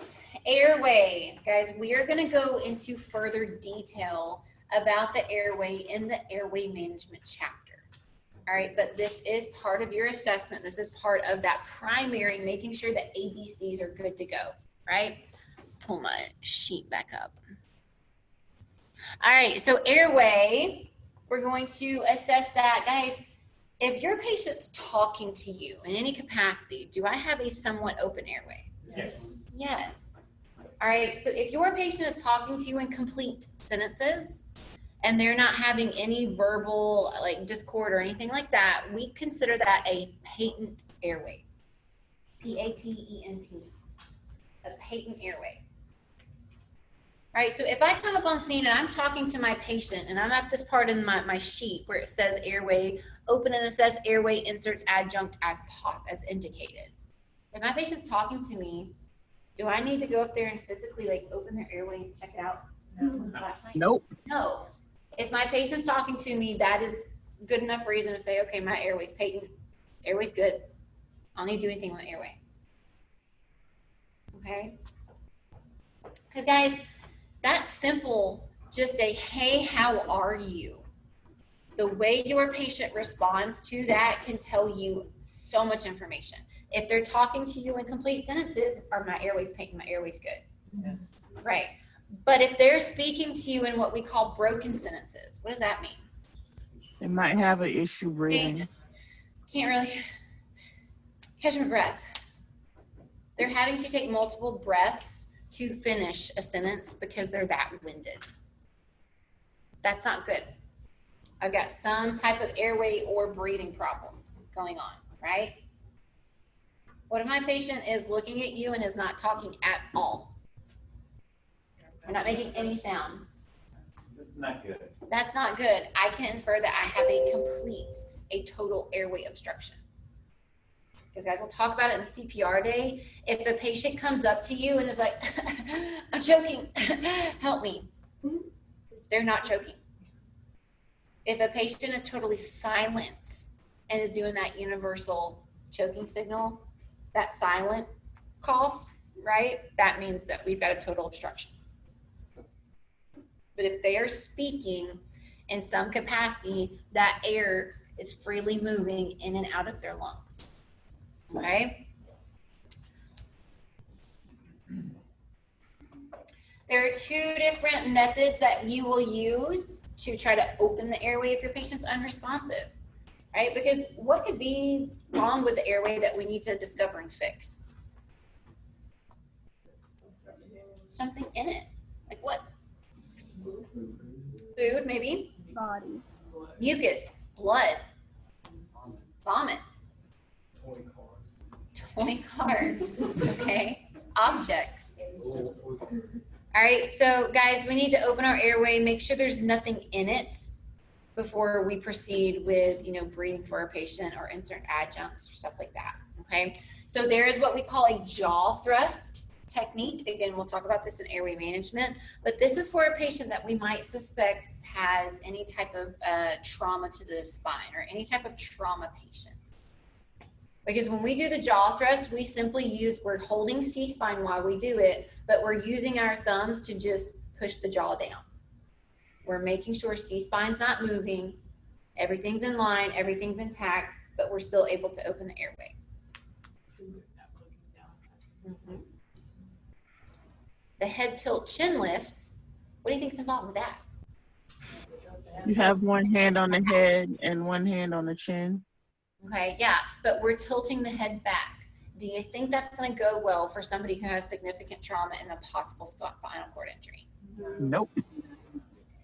Trauma patients, jaw thrust, no trauma indicated, head tilt, chin lift.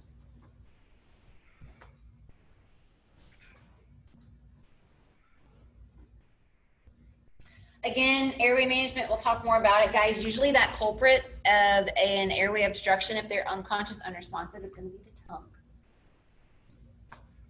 Okay, it's a muscle. If you lose consciousness, all of your muscles go flaccid. All of your muscles go limp. We cannot control them, including your tongue. You don't swallow your tongue, right? It's not a thing, but it relaxes and it just kind of slides back in the back of the mouth, and it can occlude your airway. So that's usually what we need to fix.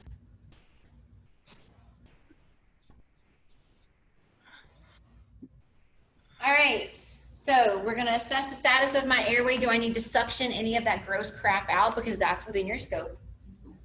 And then do I need to put an airway adjunct? We will talk about that in airway management, but there's two different types. Guys, if you have an unconscious, unresponsive patient, they need one, period. We'll figure out which one of the two in airway management. But if your patient's unconscious, unresponsive, put an adjunct in. Okay. Now we're moving to breathing. Gotta assess my breathing. What are the three things I want to know? Someone needs to be like. Hold on. Got my needy Zoom people over here. Just kidding. I am. Yeah, thanks for nothing, guys. All right, so breathing. I want to know my rate, rhythm, and quality, right? We talked about that yesterday. What about my rate? What do I want to know?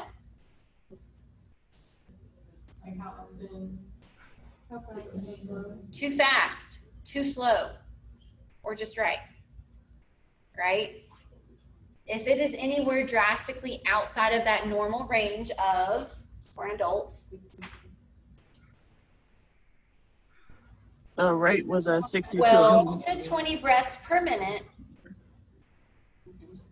If it is significantly higher than that, if it's 30 times a minute, if it is anywhere in the single digits, we're going to start breathing for my patient, right?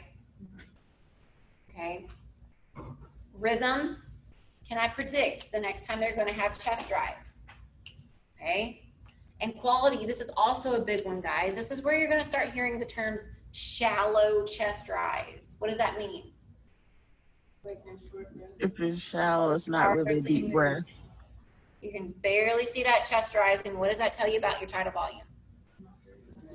It's not sufficient. All right, I want to see adequate chest rise. So if I hear shallow chest rise, I'm breathing for my patient because they're not doing it effectively on their own. What would be the opposite to that? Deep. Okay. So for quality, you want to see adequate chest rise. Yes.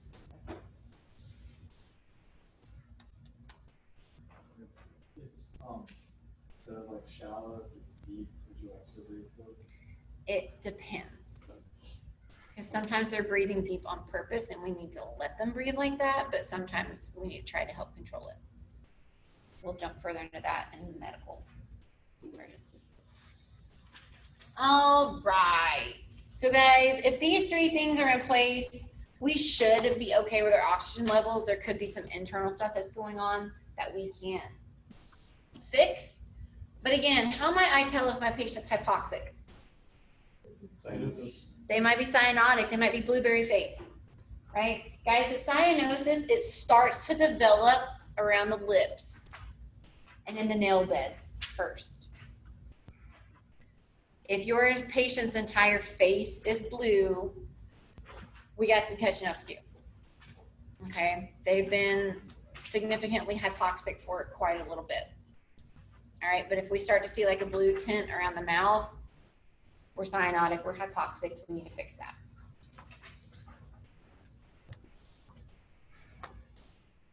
Talk about that later. Everybody good with that accessory muscle use? Remember, in moderation, we use our pectoral muscles, our neck muscles, our intercostal muscles, and our abdominal muscles to breathe. I should not be able to walk in a room and count your respiratory rate from across the room. If you're excessively using those muscles to breathe, that's accessory muscle usage. That is very indicative of labored breathing, difficulty breathing. We got some problems to solve. All right, nasal flaring.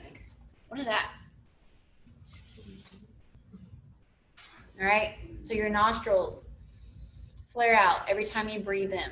Who are we going to see this in mostly? Kids. Especially infants. They are obligatory nose breathers. Okay, they will breathe through their nose for a very long time before they open their mouth to try to catch up breathing. All right.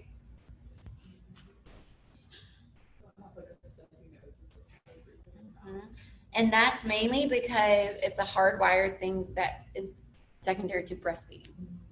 Because if baby is breastfeeding with mom, that's why they have that little pug nose shape. They're right up against mom's boob. They can't open their mouth and breathe or they'll suffocate. Right? So it's designed to be pushed up against mom and still be able to breathe. So that's why they breathe through their nose for so long before their little brains are like, okay, you can open your mouth and breathe now. All right, so if we see that nasal flaring, especially in kids, that means that they're having to really work to get that air in. Okay, that's a sign of labored breathing. In pediatrics, we talked about that broken sentences. Speaking of broken sentences, 2 to 3 word dyspnea. Okay, that tripod position. Again, why do we see our patients like this? They're trying to catch their breath. Right? They're trying to let gravity help open up that chest cavity a little bit more, but these muscles are not used to being used excessively. They tire out very quickly, and they have to support themselves physically. Okay? You can actually feel that mess if you've ever had that issue before. You can feel it. Yeah? Mm-hmm. Sniffing position, we'll talk about that later. All right, guys, there is a difference between respiratory distress, respiratory failure, and respiratory arrest. What do we think respiratory distress is? You have problem breathing, right? It's labored. You're having to work a little bit harder, but as it stands at that moment, everything's still kind of working, but we're starting to see, that decline. All right. Respiratory failure is when we are not effectively having that gas exchange anymore. For one reason or another, it's not happening. We're not perfusing. Respiratory arrest, what's not happening? They're not breathing at all. They're not ventilating at all. Therefore, they are not respirating at all. So respiratory distress, failure, and arrest are 3 different things.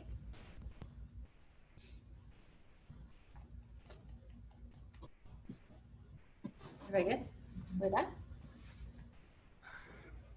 All right, circulation. There's a lot that goes into circulation, guys. Obviously, breathing here in the sheet, if you're going by off this trauma sheet, if you need to give oxygen, this is where you'll give it. If you assess that rate, rhythm, and quality, and one of those are excessively off, you need to be bagging your patient, or it's off a little bit, so I'm just going to give them a nasal cannula. In that breathing section of that sheet, that's where you do it.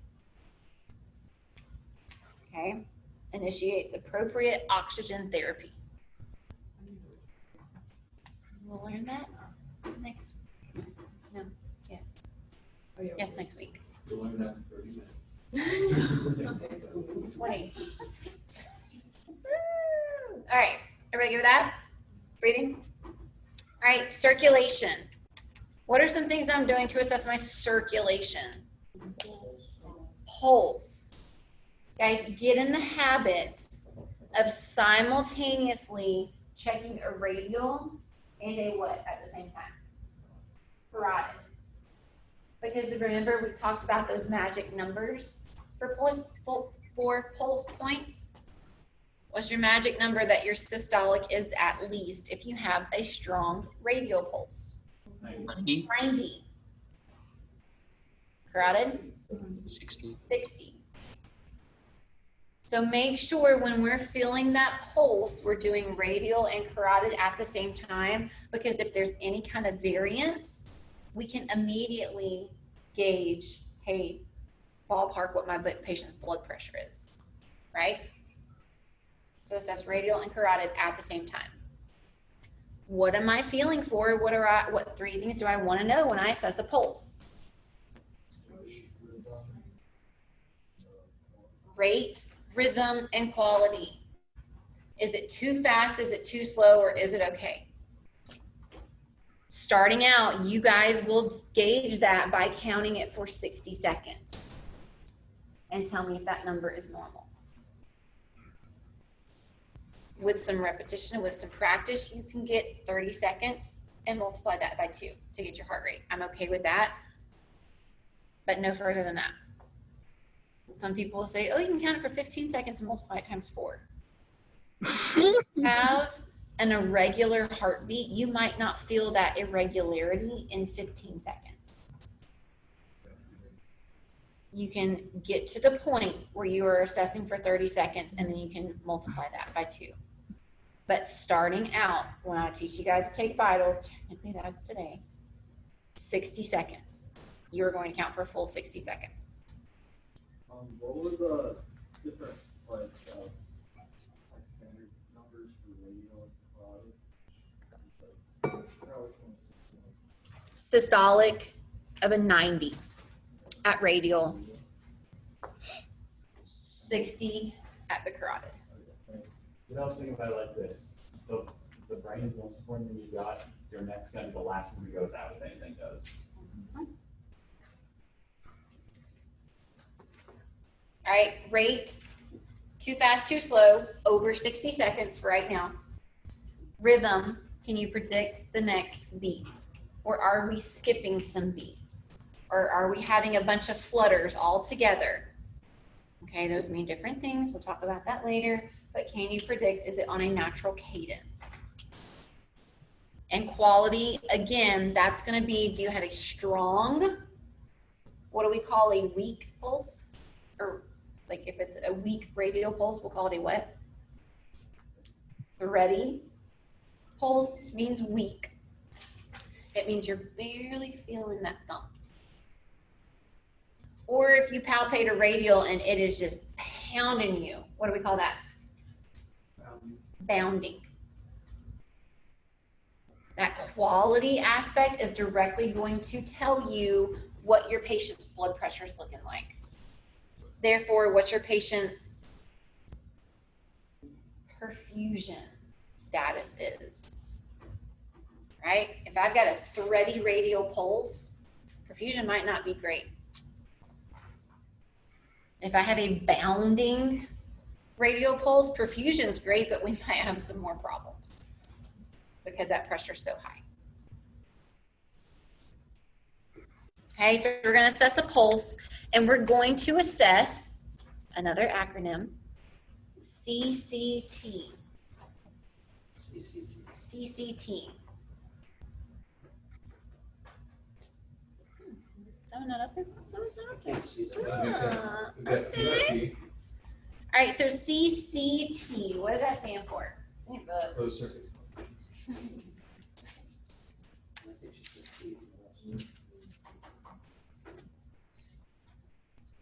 What is it? It's in your book.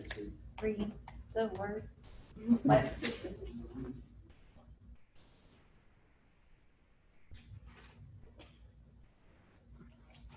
I got it around here somewhere. What did I do with it? Does anybody have Google? Any additional research methods?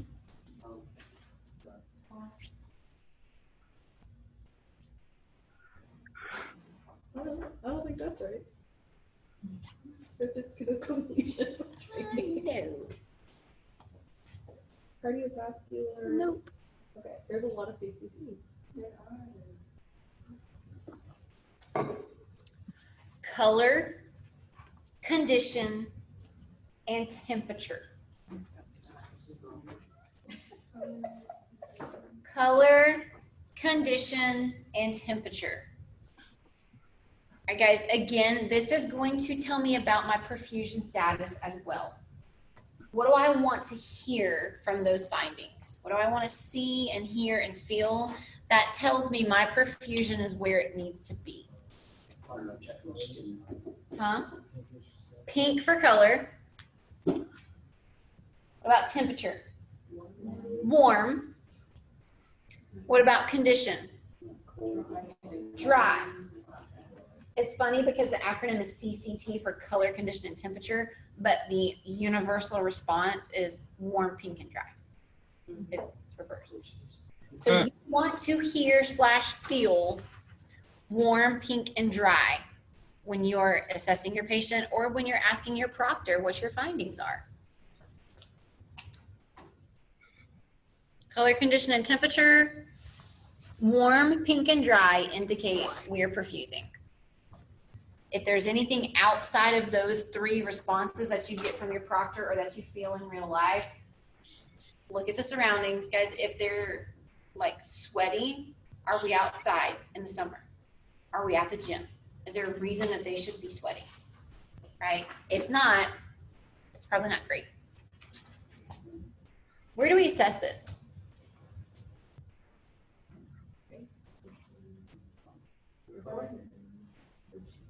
Okay. Stomach. So not the face, not the forehead, Stomach. the core on your patient's abdomen.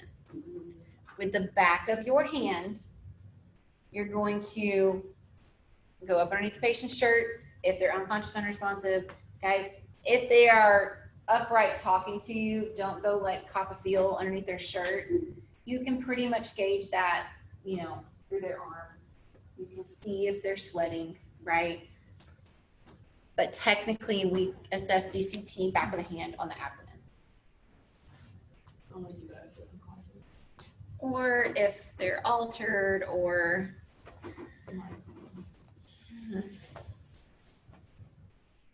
all you need to know right now is if you hear anything outside of warm, pink, or dry, consider that to be hypoperfusion, state of shock. And you will treat for shock accordingly.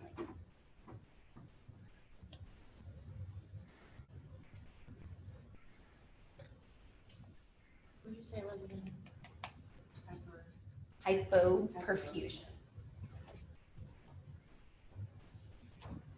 All right, your shock management is going to be what? Directly on your sheet that I'm reading off of. I gave y'all CCT, I'm not giving y'all this one. What's your shock management? Position the patient properly and conserve body heat. Blanket. Okay, so position your patient appropriately. Typically, guys, that's going to be supine. Why? Because we can't lay them on their stomach, but what if they're sitting upright like this? And I have maybe pale, cool, clammy. Those are my findings. They're in shock, they're hypoperfusing. If I lay them flat, what's going to help my pressure? Open up their airway. It's easier to get. Guys, I'm fighting against gravity if my patient's sitting upright. The heart is having to pump harder to push upward because of my body's position. If I lay them flat, my heart doesn't have to pump as hard to perfuse those vital organs because gravity's on my side. So typically, if they are shocky, we're going to lay them supine. There are a couple. Can you push fluids to help with the shock? That's all fair enough. 8 ENT. You do it. Oh. Did you say A or did you say E? Yeah, as an A, E. Yes, yes. I thought you said as an ENT. Okay, so we want gravity to be our friend. We want to make sure those vital organs are perfusing, so we're going to lie them supine. There are a couple exceptions to doing that, but we'll talk about those later. And we want to conserve that body heat. Put a blanket on them. Put a sheet on them. Guys, if they're in, wet clothes, take the wet clothes off. Cover them up with a dry blanket. We can crank up the heat or turn up the AC in the back of the truck. So turn the heat on in the back of the truck as well. That's going to be your body heat conservation. And then also that third treatment is high flow oxygen. So if you haven't already given it in that breathing section, then we're going to say, oh, okay, I'm treating for shock. Now I'm going to add in this high flow oxygen. Do you loosen restrictive clothing, or is that different? It'll be a case by case thing. Or actively remove wet clothing?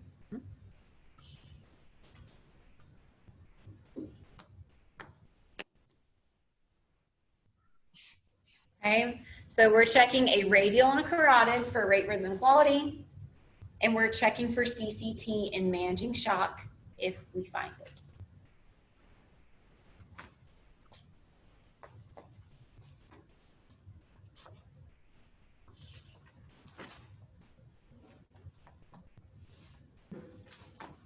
This is not the best picture, but you can kind of see, you can't even tell on this projector. Cyanosis is starting to develop around this baby's mouth. You can't really tell. Maybe find another one. But again, if they're cyanotic, they're hypoxic, they need oxygen, right? Again, guys, normal skin, normal temperature, body temperature is 98.6. Guys, I want to feel warm. Warm is good, right? But if I hear, because remember, during this class, when you're going through these scenarios, you're verbalizing everything between you and your proctor. Hey, proctor, what's my CCT?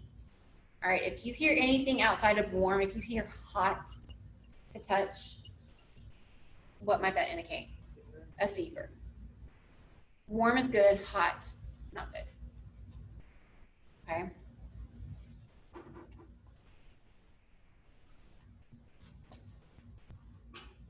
All right, CRT. That is on that chart. What is CRT? Capillary refill time. What is this? How do you do this? How long it takes the blood to get to your fingers. So you press on it and see how long it takes for it to turn red. All right, so your fingertips have capillary beds all underneath that nail that you can see. All right, so for a CRT, if you push or pinch where your patient's fingernail is and you let go, how quickly that blood returns to those capillary beds underneath your fingernail is going to be considered your CRT, your capillary refill time. All right, guys, you can practice on yourself. You can practice on your table mate if you are okay with touching one another. All right, but you just give maybe a second long pinch. You lift up, you will see very quickly, ideally in a healthy person, right? It will blanch out white the second you remove your finger, you remove that pressure, but within 2 seconds, it should be pink again. That indicates that the blood is back in those capillary beds. That's your magic number for CRT, 2 seconds. If it is 2 seconds or less, that's good. Why is that good? What can I infer about something? Huh? Okay, my pressure is adequate. If I have a CRT of less than 2, I might not know exactly what my pressure is, but it's good enough to perfuse, even the distal parts of my extremities. If the distal parts of my extremities are being perfused, what is definitely being perfused? My vital organs. Okay? CRT of less than 2 is good, indicates proper perfusion. Guys, if you have a delayed CRT, like 3, 4, 5 seconds, what's my patient's blood pressure looking like? That's good. That's great. There are a couple things that can affect your CRT. What? Big one. With me, my fingers turn like white and purple when I get cold. If your patient is very cold, they might have a delayed CRT, but that doesn't necessarily mean that their pressure's crappy. Okay. There is a medical condition called Raynaud's disease. Anybody have it? Friend has it? My mom does. It's possible I do. Yeah. So they will have can be normal, totally just like their distal tips of their fingertips will randomly just totally blanch out. They'll just be totally white. You won't be able to see that CRT, those capillary beds refill. But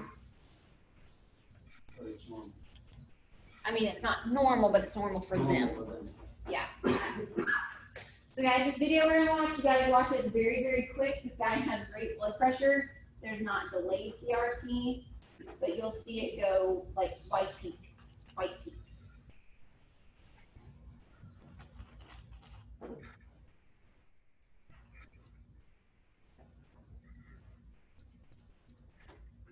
Okay.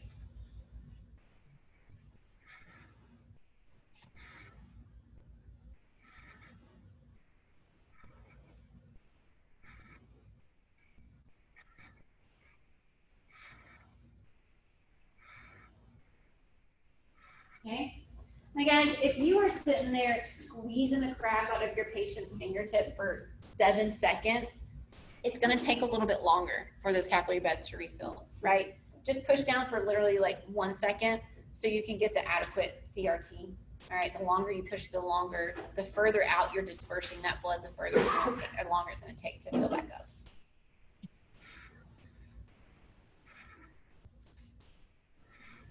What about bleeding later?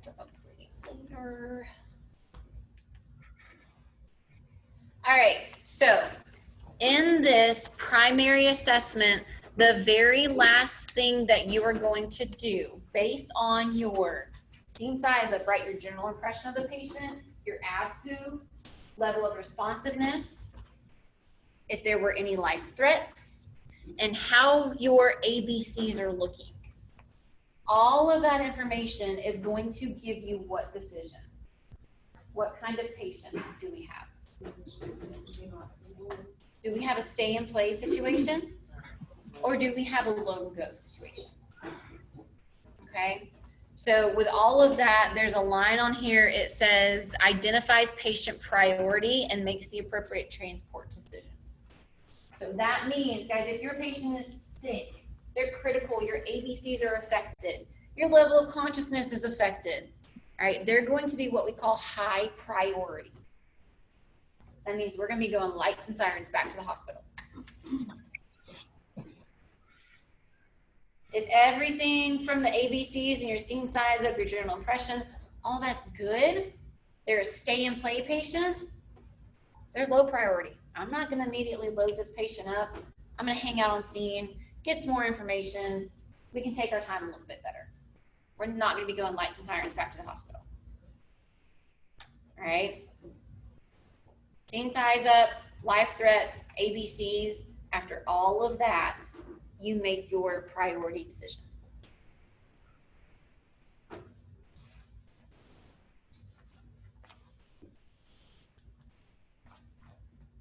Okay.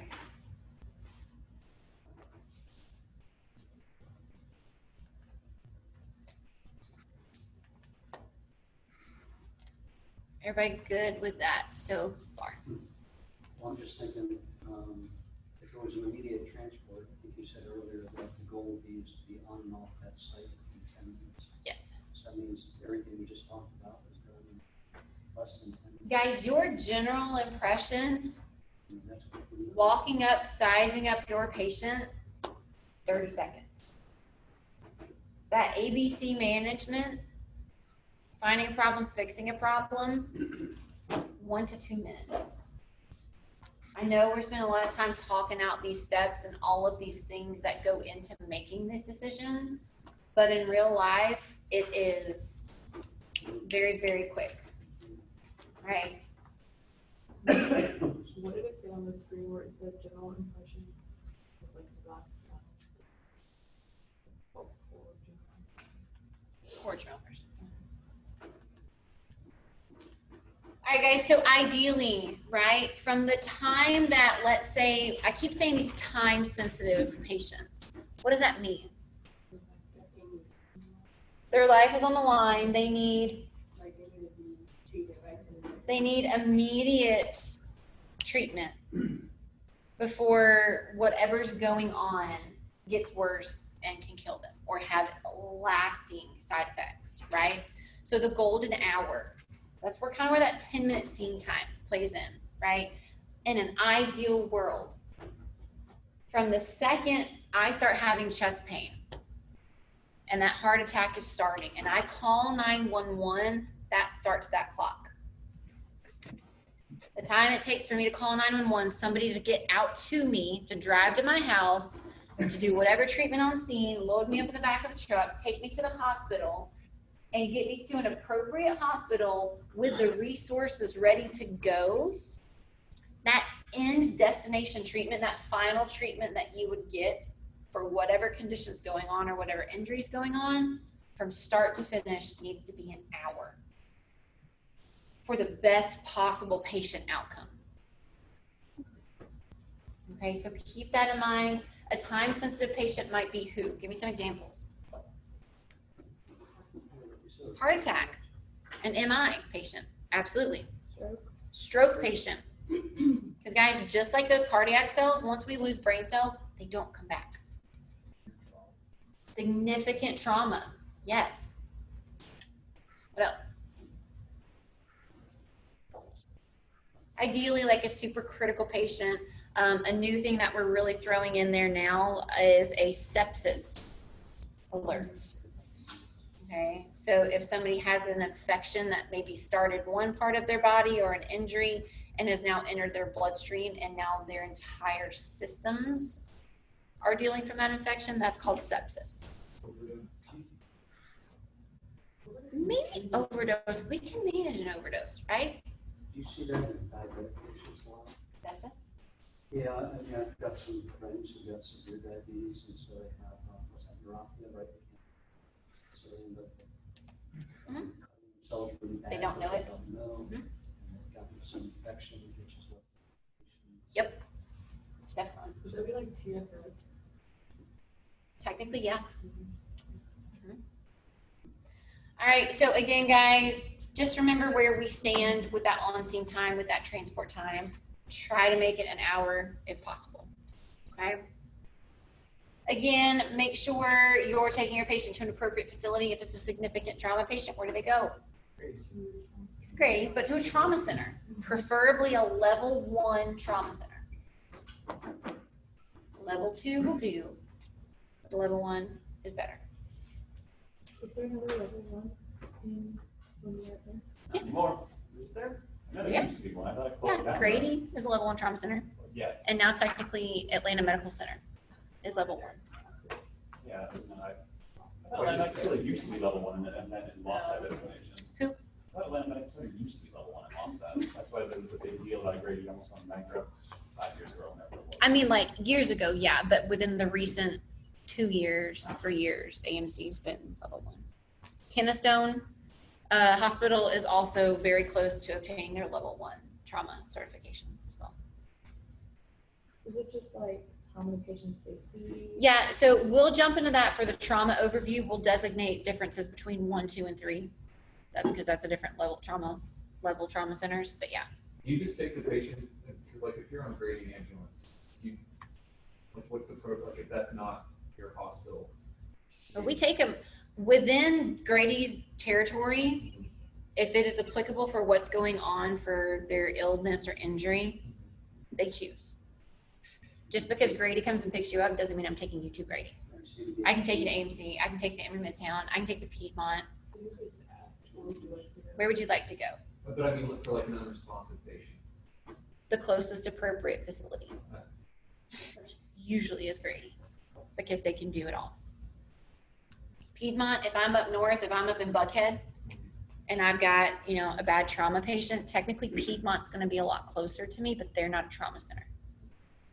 The appropriate facility for that patient is a trauma center, and that's, I mean, you can pick or choose. Grady and AMC are on just like the same, just different sides of the highway. They're not too far from each other. Okay, here we go. History taking. Guys, there's a lot of questions you're going to ask your patient. These are big puzzle pieces as to what you're going to diagnose and how you're going to treat your patient accordingly. Okay? We have mnemonics for this stuff. We're going to go over those mnemonics. But how should you go about asking these questions? Professionally, yes. Not leading, right? Not leading. We don't want to like trick them to answering one way or the other, but just how should we ask them? Okay, yeah. Clearly, direct. Okay, so I guess what you're saying is you're trying to have a dialogue, right? So you want to make them comfortable and not stressed so they actually. It's to have a conversation with your patient, right? We're gonna learn these acronyms, but I don't want you to come across as a monotone robot. Okay, S, sample. Sir, what are your signs and symptoms? Sir, are you allergic to anything? Sir, do you take any medications? I don't want you to just spit it out like that. Talk to your patient. Have a conversation with them. Hey man, what's going on today? What feels bad? Tell me what's going on. That sucks. Hey, can you tell me if you're allergic to anything? Do you know if you're allergic? We'll go down that line. Okay, I got you. So tell me, do you take any medications? Like, just talk to them, right? We have these new these acronyms in place so you don't forget to ask these specific questions, but they don't have to be like cold and monotone and robotic, right? We got to get that rapport with our patient. All right, so this is just kind of communication stuff. We do have to get some demographic information on the patient just for insurance purposes, for documentation purposes. Guys, again, if they don't want to give you your social, do I care about that? Is that going to change the way I treat my patient? No, don't argue with them.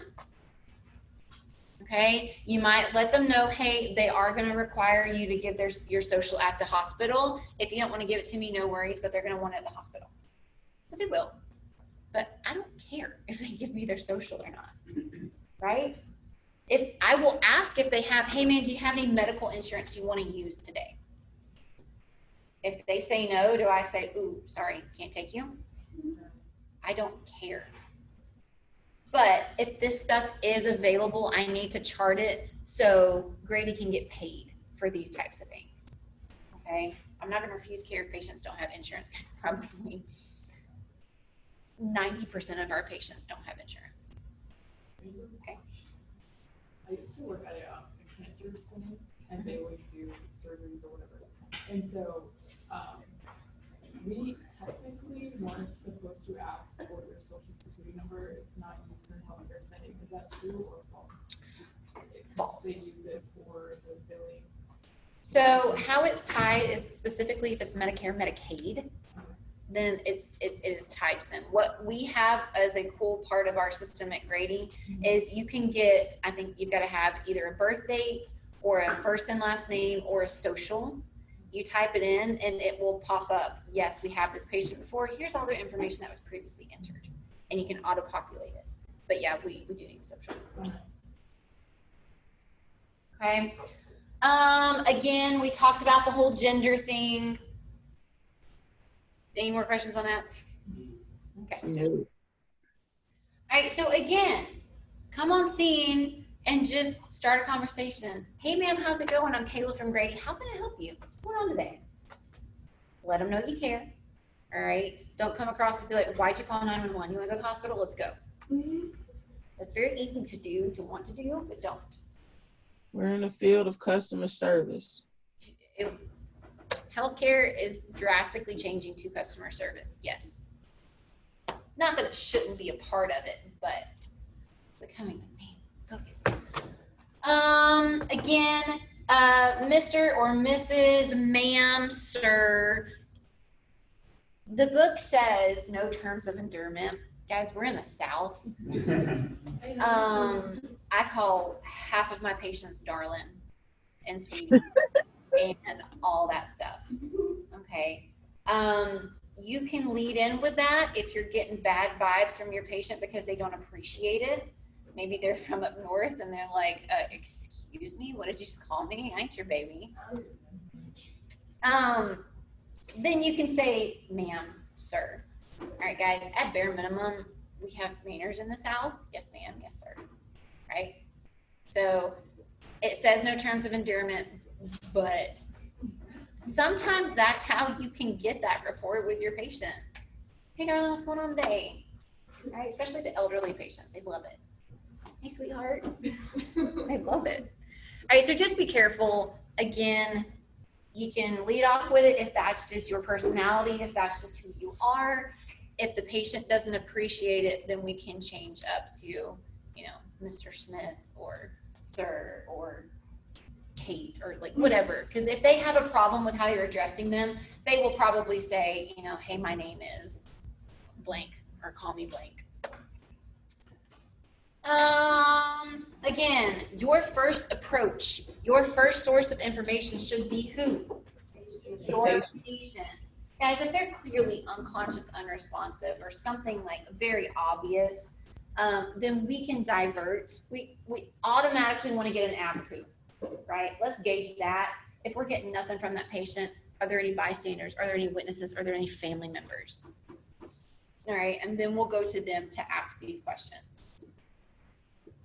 Look for medical alert jewelry, okay? Especially if they're unconscious, unresponsive, that's a really big puzzle piece.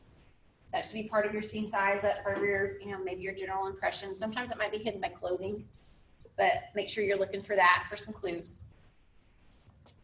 All right, first acronym. Sample, get a sample history. S, signs and symptoms. We already went over the definition of a sign and over the definition of a symptom, but how might I ask my patient? Do I say, hey, sir, what are your signs and symptoms? No. What's going on today? What hurts? What doesn't feel good? Okay, so that simple, hey man, what's going on today? Will typically lead them in to be like, oh man, I got this going on, or blah, blah, blah. Just ask them what hurts, what feels bad, what feels weird. Okay. You can use the, hey man, why'd you call us? Like, why, you know, what'd you call us for? How can we help? But don't let that come across as like, why did you call us? Why are we here? Type thing. Okay. Just be careful with that. A, allergies.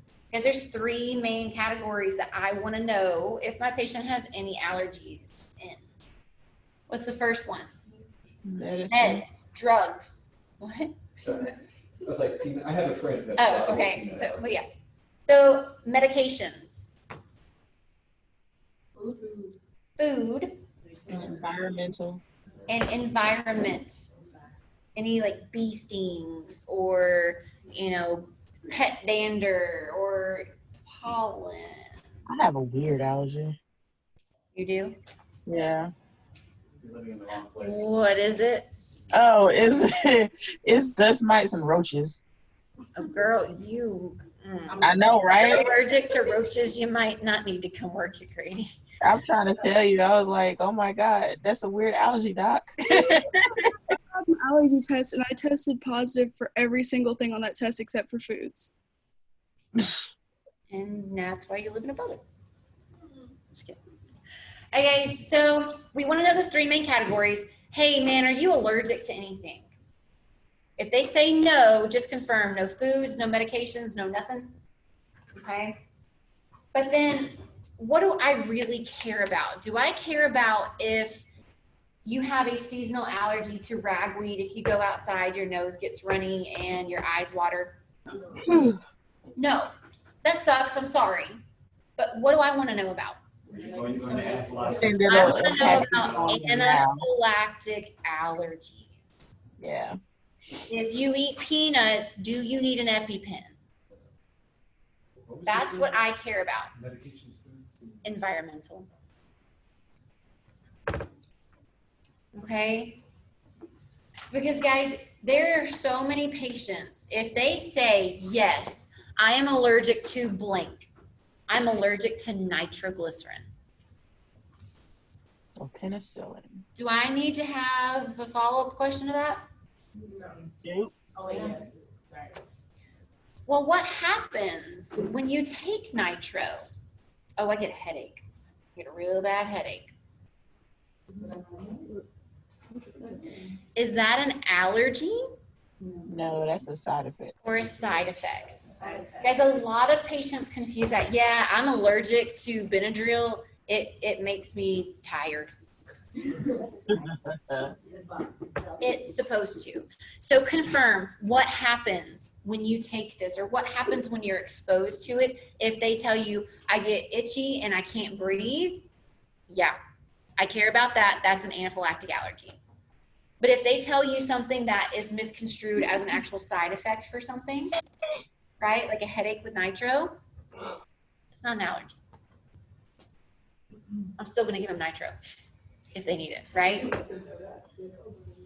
If it's not, So if they say I'm allergic to nitro and they're having a heart attack and they say I have a headache when I take nitro, that's not an allergy. It's not going to kill you. You can either have a headache or you can have a heart attack. Okay. Everybody good with the 3 categories and confirming and clarifying if it is a true allergy that I care about? Yep. Okay. Medications. There's a bunch of subcategories when we talk about medications. All right. I want to lead this off with asking if they take any Prescribed medication. prescribed medications. Do you take any medicines prescribed by a doctor? Because if they say yes, I automatically know The they've medical got history. something going on, right? So that's going to lead me to think about what their medical history is.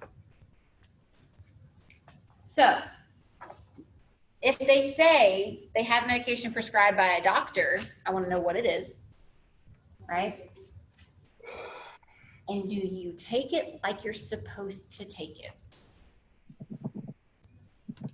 Guys, for so many reasons, patients need like 5, 6, 7 different prescription medications, but sometimes they just don't take it. If they're not taking it like they're supposed to, we can see some serious side effects with the body.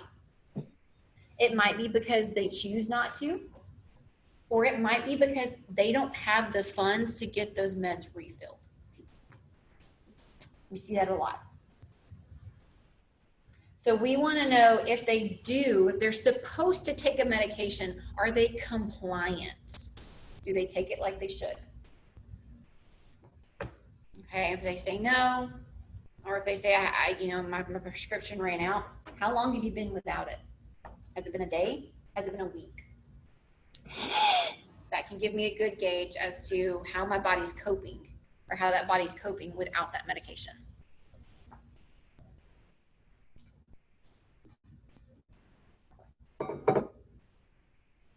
All right. if someone takes medication for like a month, they take it and their body is used to it, and they get off of it, their body doesn't necessarily go back to normal, but does it have worse? So that's why I want to know if they have taken it for an extended period of long time, months, at least a month for their body to get acclimated to it, years. If they cold turkey, either run out of it or just stop taking it, we can see what we call rebound symptoms or signs with the, especially if it's like a high blood pressure, and it can be really bad.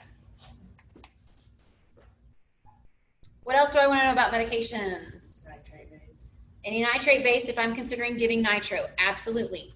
What other kinds of medications am I going to ask about? Recreational drug use, right?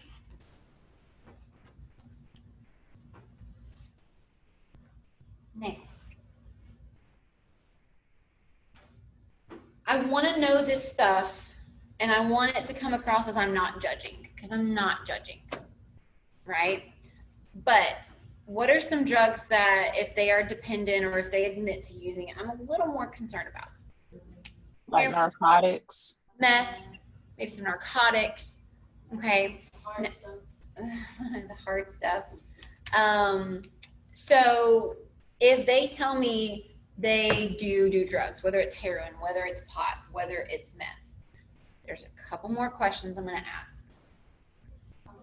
Like, when's the last time you? When's the last time you used? Right? It's what's going on right now because of drugs. Like, could it be playing into it? Right? Could they haven't used in 3 days and they're going through DTs? They're going through withdrawals, right? Okay. If it is related to drugs, what do I want to know? Frequency. Frequency, how much? Okay. Is it more than you normally use? Right? More importantly, this comes off as trying to be a snitch or a narc. Who'd you get it from? I don't want to know that he got it from Bobby in the Bluff, right? I don't care about that. Why do I want to ask that question? If he gets it from his trusted, as much as you can, drug dealer, who he always gets his stuff from, then he might be a little bit more positive as to what's contained in that drug. Can you ask specifically, like, did you get the drug from the person you normally get it from? Yeah. Do you get this from your normal dealer? Because we want to know. I'm not trying to get their dealer in trouble. Guys, unless they cause damage to person or property, this is not a legal issue. If I get somebody literally sitting on the sidewalk in open public shooting up heroin in the city of Atlanta, you don't get in trouble for that. Unless you cause damage to person or property.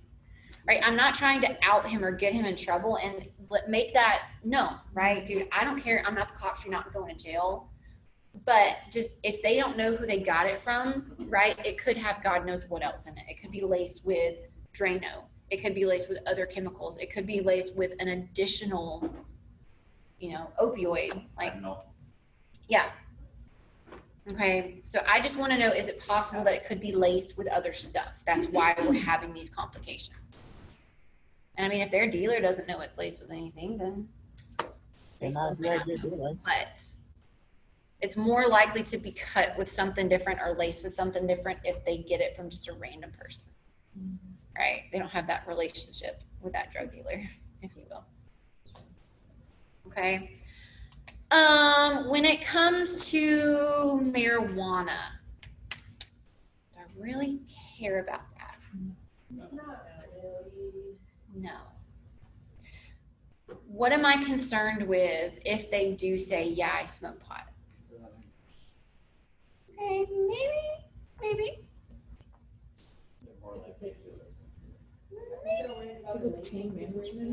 Maybe pain management, it could be that, yeah. But guys, I want to know if it's the synthetic marijuana, if it's that fake stuff, that's where we start to see significant complications.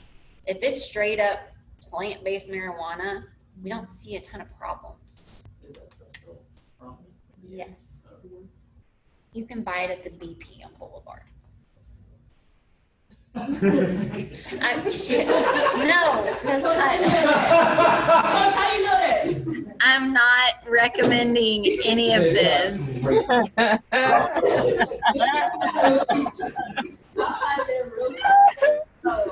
But yeah, so when it comes to that synthetic stuff, we start to see complications if it's just straight up plant-based. I don't care. Okay. Yes. Again, guys, those herbal remedies, those vitamin supplements, that's very telling if they are on a vitamin supplement. Maybe we have a condition that causes that deficiency. Okay. Pertinent past medical history. What is this? By the way, no way in HE double hockey sticks, we're finishing this lecture today. So just be aware. Basically, any family medical history, like, is there anything genetically that you could possibly be prone to, like kidney disease, heart disease, breast cancer? Maybe family history. Yeah. But guys, when I say pertinent, oh, well, specific to that scenario. That means relevant to this current situation.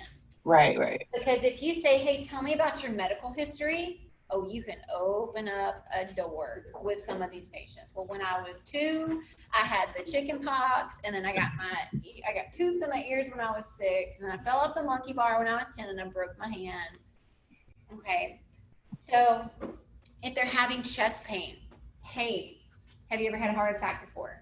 Hey, do you have maybe high blood pressure? Something like that. The big ones, the heavy hitters, right? Any previous heart attacks, any cardiovascular disease, high blood pressure, diabetes, asthma, COPD. Okay?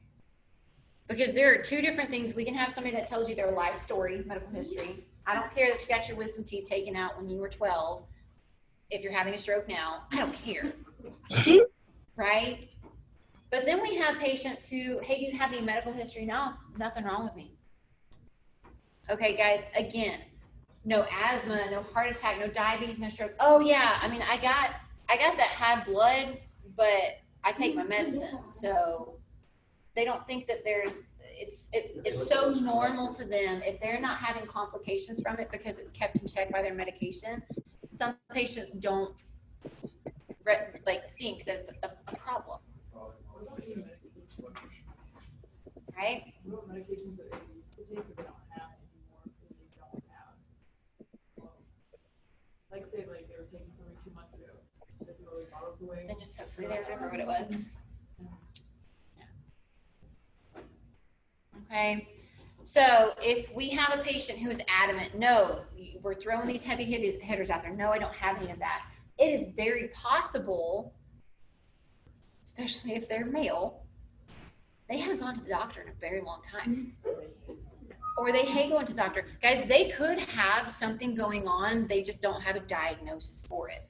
So that's when we move to family history. Well, you're having chest pain now. You're telling me you haven't been to a doctor in 10 years, so you don't know if you've got this stuff going on. What about your family? Has your mom, your dad, your grandparents, your brothers, that immediate family, anybody in your family ever had a heart attack? Anybody in your family ever had a stroke? Type thing, okay? Because again, genetics, you can't run from them. If they say, oh yeah, my dad and my grandpa both died from a heart attack, well, okay. Last oral intake, what do I know about that? So that's going to go into medications. Food and water, dehydration. Food and water, right? If my patient said it's been about 3 days since I've eaten, That's not good. we might have some hypoglycemia.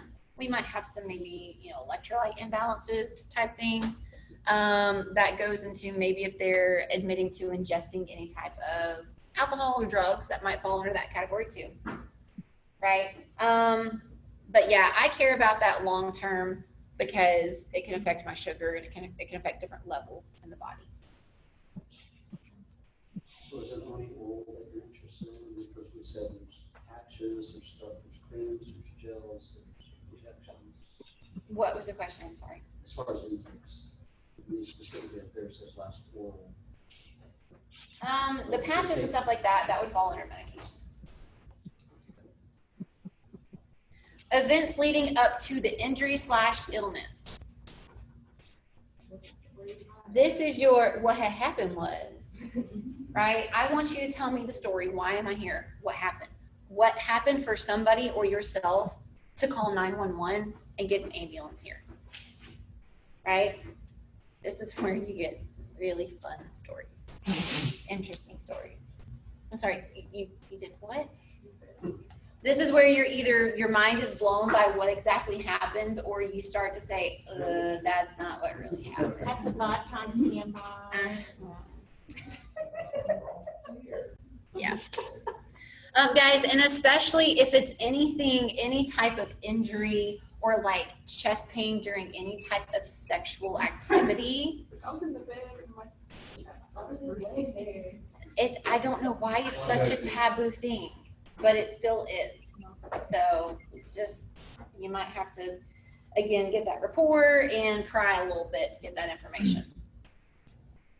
All right, so again, guys, we're asking these questions, we're taking these responses, and we're starting to put together pieces based on what my patient says, what I'm seeing, right? That's what's going to start doing this process of elimination, differential diagnosis.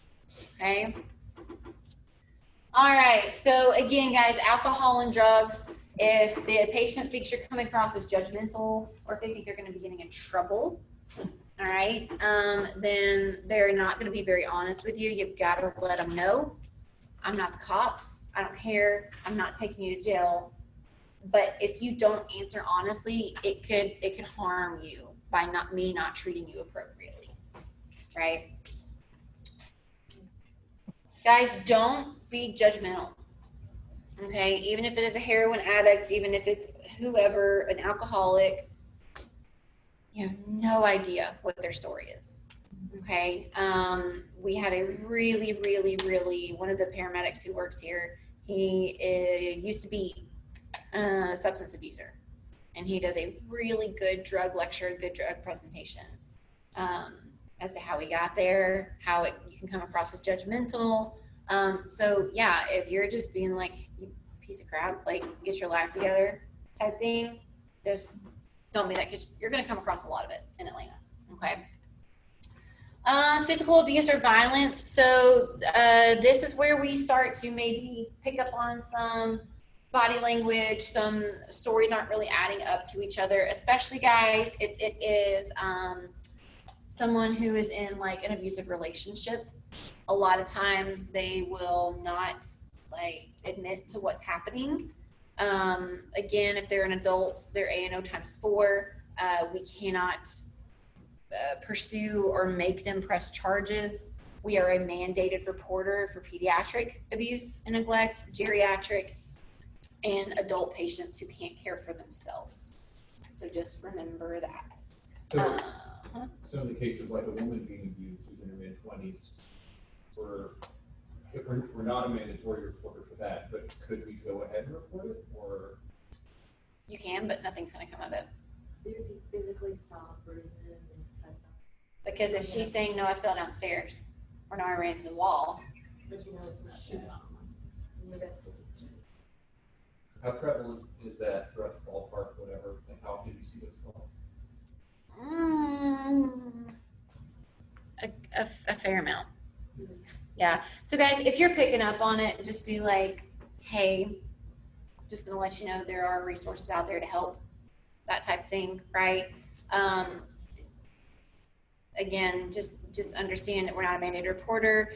You can only push people so far. Guys, it's just a very crazy codependent relationship when you're with an abuser. So if you cannot empathize with that, don't attempt to. Just put the help for the resources out there. Sometimes it's hard to get these patients alone, right? If they're being abused, their abuser typically is going to be very close by, and they're not going to want them to go away with you by yourself in fear that they might tell what's going on. Okay, so that's another big thing, like with kids too, to pick up on, right? Or if the abusee is, every time you ask a question, they look over to the abuser, like to say, how should I answer this type thing. That's another thing that you want to pick up on. That's something you might use that code word with your partner if you're picking up on it.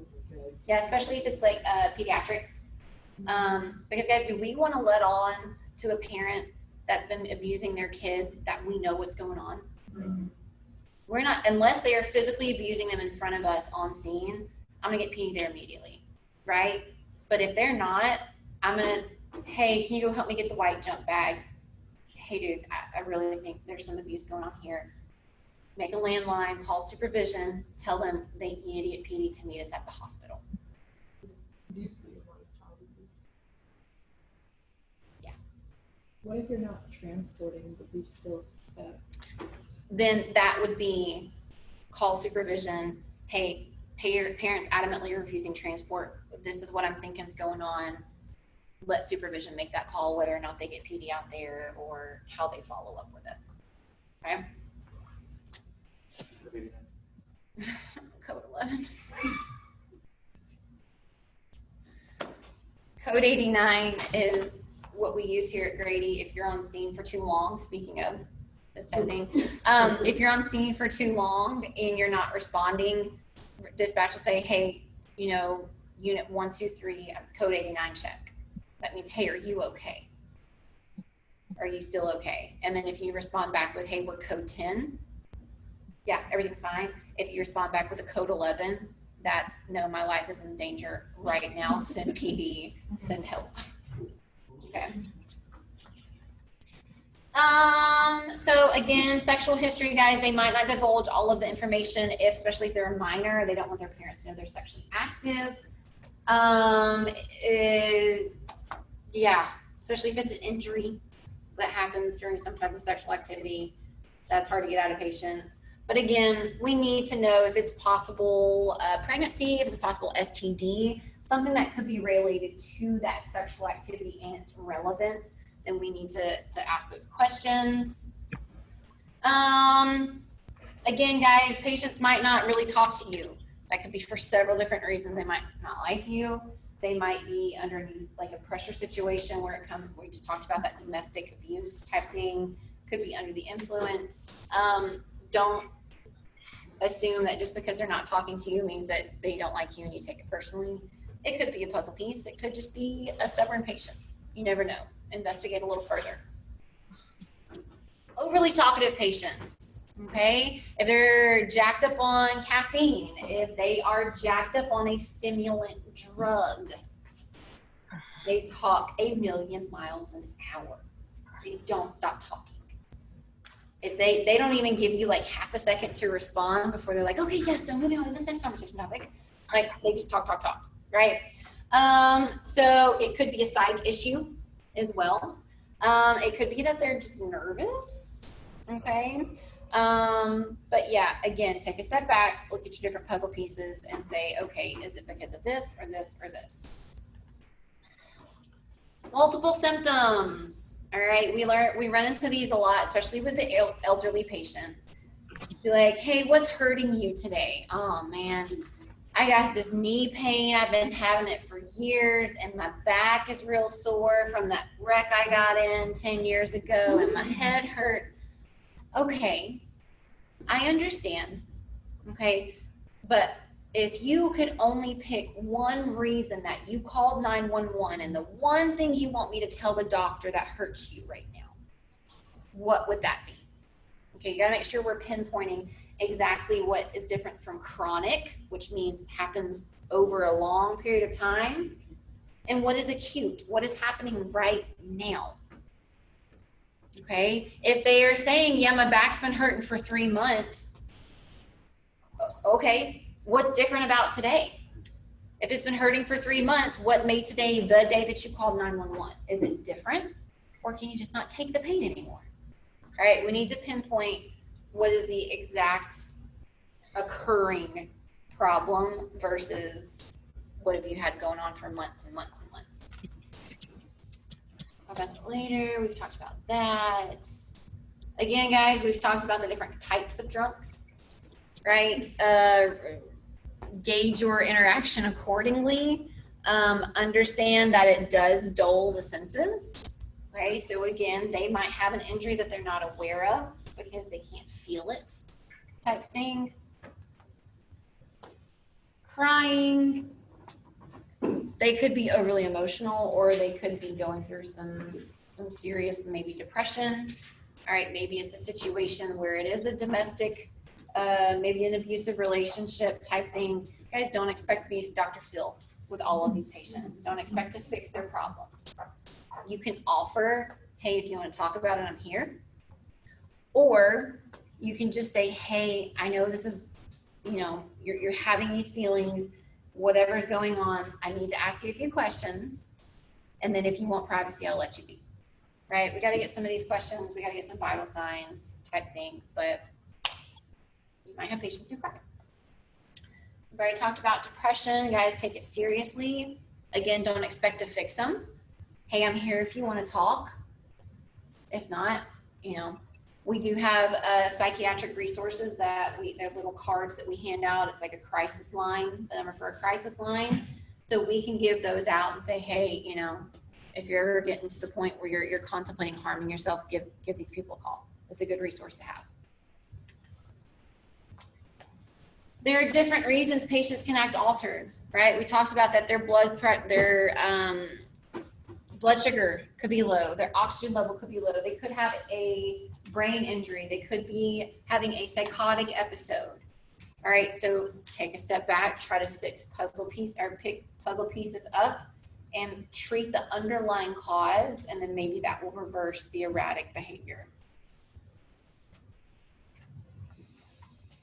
Guys, we already talked about the cultural challenges. If it's a one-sex patient who does not think it's appropriate for another sex patient to do an assessment, if they're stable, okay, let's make accommodations, right? Let's see if we can get a crew out here to have the same sex as the patient. If it's a life threat, hey, blankly state to that family member, if you don't allow me to treat or assess or, take care of your family member, that they could die. That usually changes perspectives. Guys, different religions, different cultures might refuse different treatments. Okay, there are some people who, refuse to have any type of medication. They are a very holistic approach. Specifically, like Jehovah's Witness, they don't accept blood products. Okay, we don't carry blood products on the truck, but it's just some things to think about. We talked about the language line. We talked about that. Okay.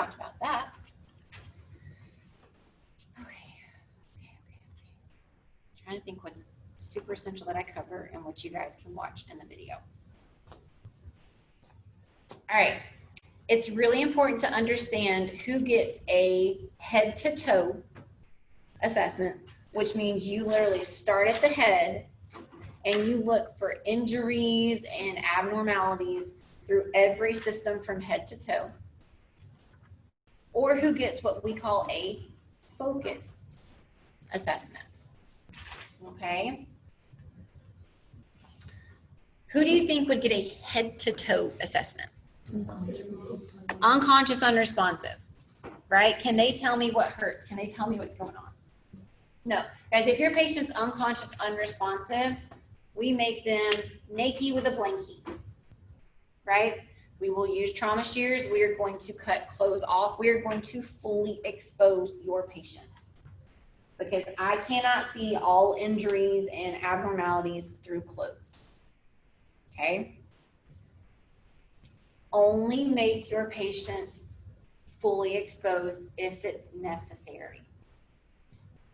Don't be that crew who runs that female patient and says, "Oh yeah, you need a 12 lead. Let me take your shirt and your bra off."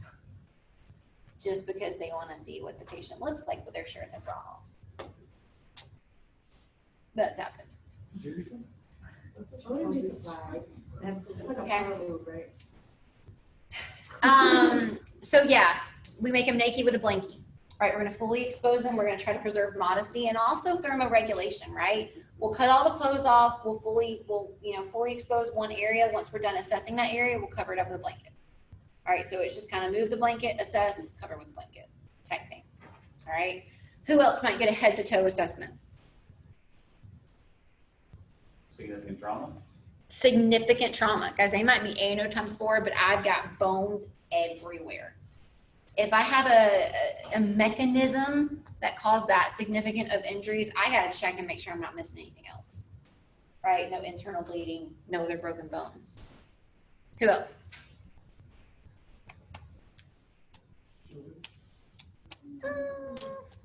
If they're altered, yes.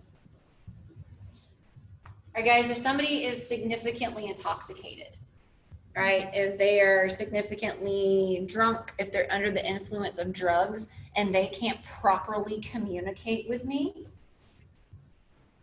okay, I'm going to do a head to toe, probably make them naked with a blanket. Significantly altered mental status for whatever reason, head to toe assessment. Okay. How often does that not feel well? If they're, because they're partially conscious, right? For the most part, they might fight, but like if it's a trauma patient who knows what's going on and I'm cutting their clothes off, I've had somebody yell at me because I had to cut through a belt before. Man, I paid $300 for that thing. Sorry, sir. Okay. If they have a distracting injury, remember what we talked about that would be? Okay. Do a head to toe. Make sure that there's not any other injury that they are not perceiving is there because this hurts so badly. Guys, that can be visually disturbing stuff too. Like if you've got bones sticking out of your leg, if there's any type of genital trauma, especially in the males, life-changing, right? That's all they're focusing on. Do a head to toe to make sure you're not missing anything. All right, what's a focused assessment? Yeah, so they can say, hey, this hurts. It doesn't hurt anywhere else. It hurts right here. Okay. I will give them a focused assessment. I will go directly to that body area or that body system if I can confirm they've had no loss of consciousness, right? They haven't gotten knocked out. They remember everything that happened. They're not currently altered, right? And they don't have any distracting injuries. What if someone had lost consciousness, then by the time you arrive on scene, they're awake? You still do? That's okay. Yeah, if they're 8.0 × 4 by the time I get there, and they can tell me, hey, does this hurt? Are you aware of like your senses? That's fine. But if they're still having that like retrograde amnesia when I come on scene, I'm going to do a head to toe because they might not be able to correctly, talk to me. All right, so if somebody's complaining solely of chest pain, no altered mental status, no nothing, I don't need to do a head to toe assessment, right? I don't need to check out the bones in their feet. I'm going to go straight to these systems, right? I'm going to listen to lung sounds. I'm going to need a 12 lead, all that stuff. Okay. So focus, you cannot have altered mental status. You cannot have a distracting injury. If you can pinpoint to tell me what hurts, I'm going to go straight to that. But everyone else who's altered or significant injury, head to toe, possibly naked with a blanket. Okay. Guys, DCAT BTLS, when I'm doing this head to toe, when I'm doing a focused assessment, I'm looking for all of these things. I'm feeling for all of these things to tell me there's some kind of injury. Really quickly, you'll need to go back and memorize these. You can make flashcards. All right, deformities. Something doesn't look right. Something looks jacked up. It's deformed. It's not how it should be. Contusions, that's a fancy pants word for bruising. Okay. Abrasion, what's that? That very superficial, like road rash type thing. Okay. Yeah, punctures or penetrations. Are there any holes anywhere in my patient that shouldn't be there? Okay. B is burns. T is tenderness. If I touch something out, does that hurt? Okay, something might be going on there, right? L is laceration. That's going to be a cut. And S is swelling. Is it bigger than it should be? All right, you need to know DCAT BTLS. That's what I'm looking for from head to toe. Again, guys, there is a video of me taking 30 to 40 minutes talking about everything head to toe on the drive. Okay.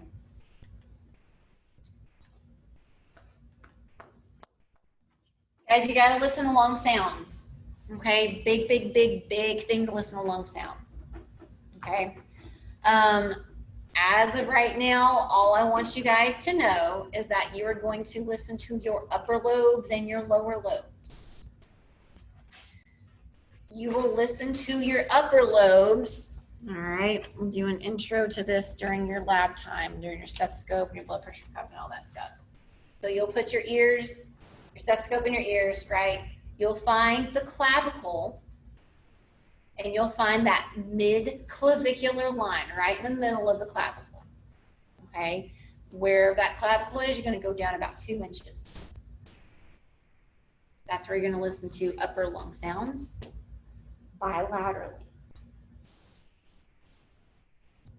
Your lower lobes are going to be the mid-axillary, which means your armpit line around that 5th intercostal space.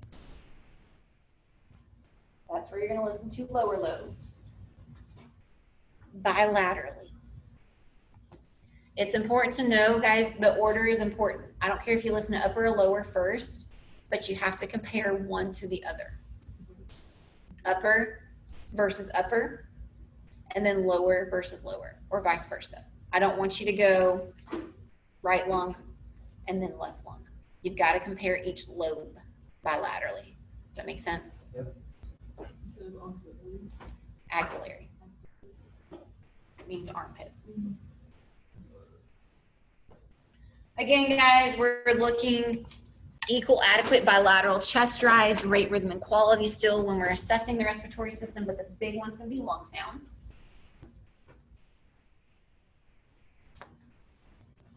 So this is there for you. You can assess in the back. We don't do that a ton in the pre-hospital setting because sometimes we don't have the luxury of positioning our patients like that, right? But upper, lower. We'll go over different lung sounds when we get to the respiratory emergency chapter.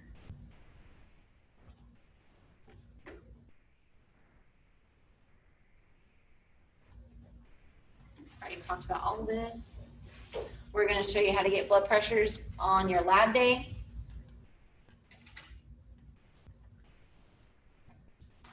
Just be aware of your pressure ranges. We'll talk about the pupils on lab day, guys. We're going to do all of this hands-on, checking pupils, Doctor, I blood think pressure, lung sounds, all of that stuff next week too. Yes. Yes. Someone needed to be let in.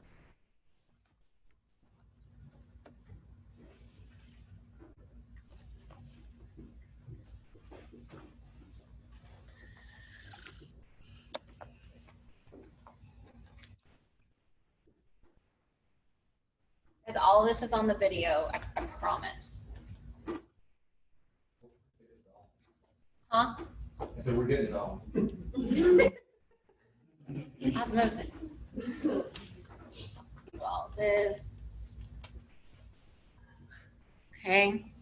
So, let's stop recording for this one.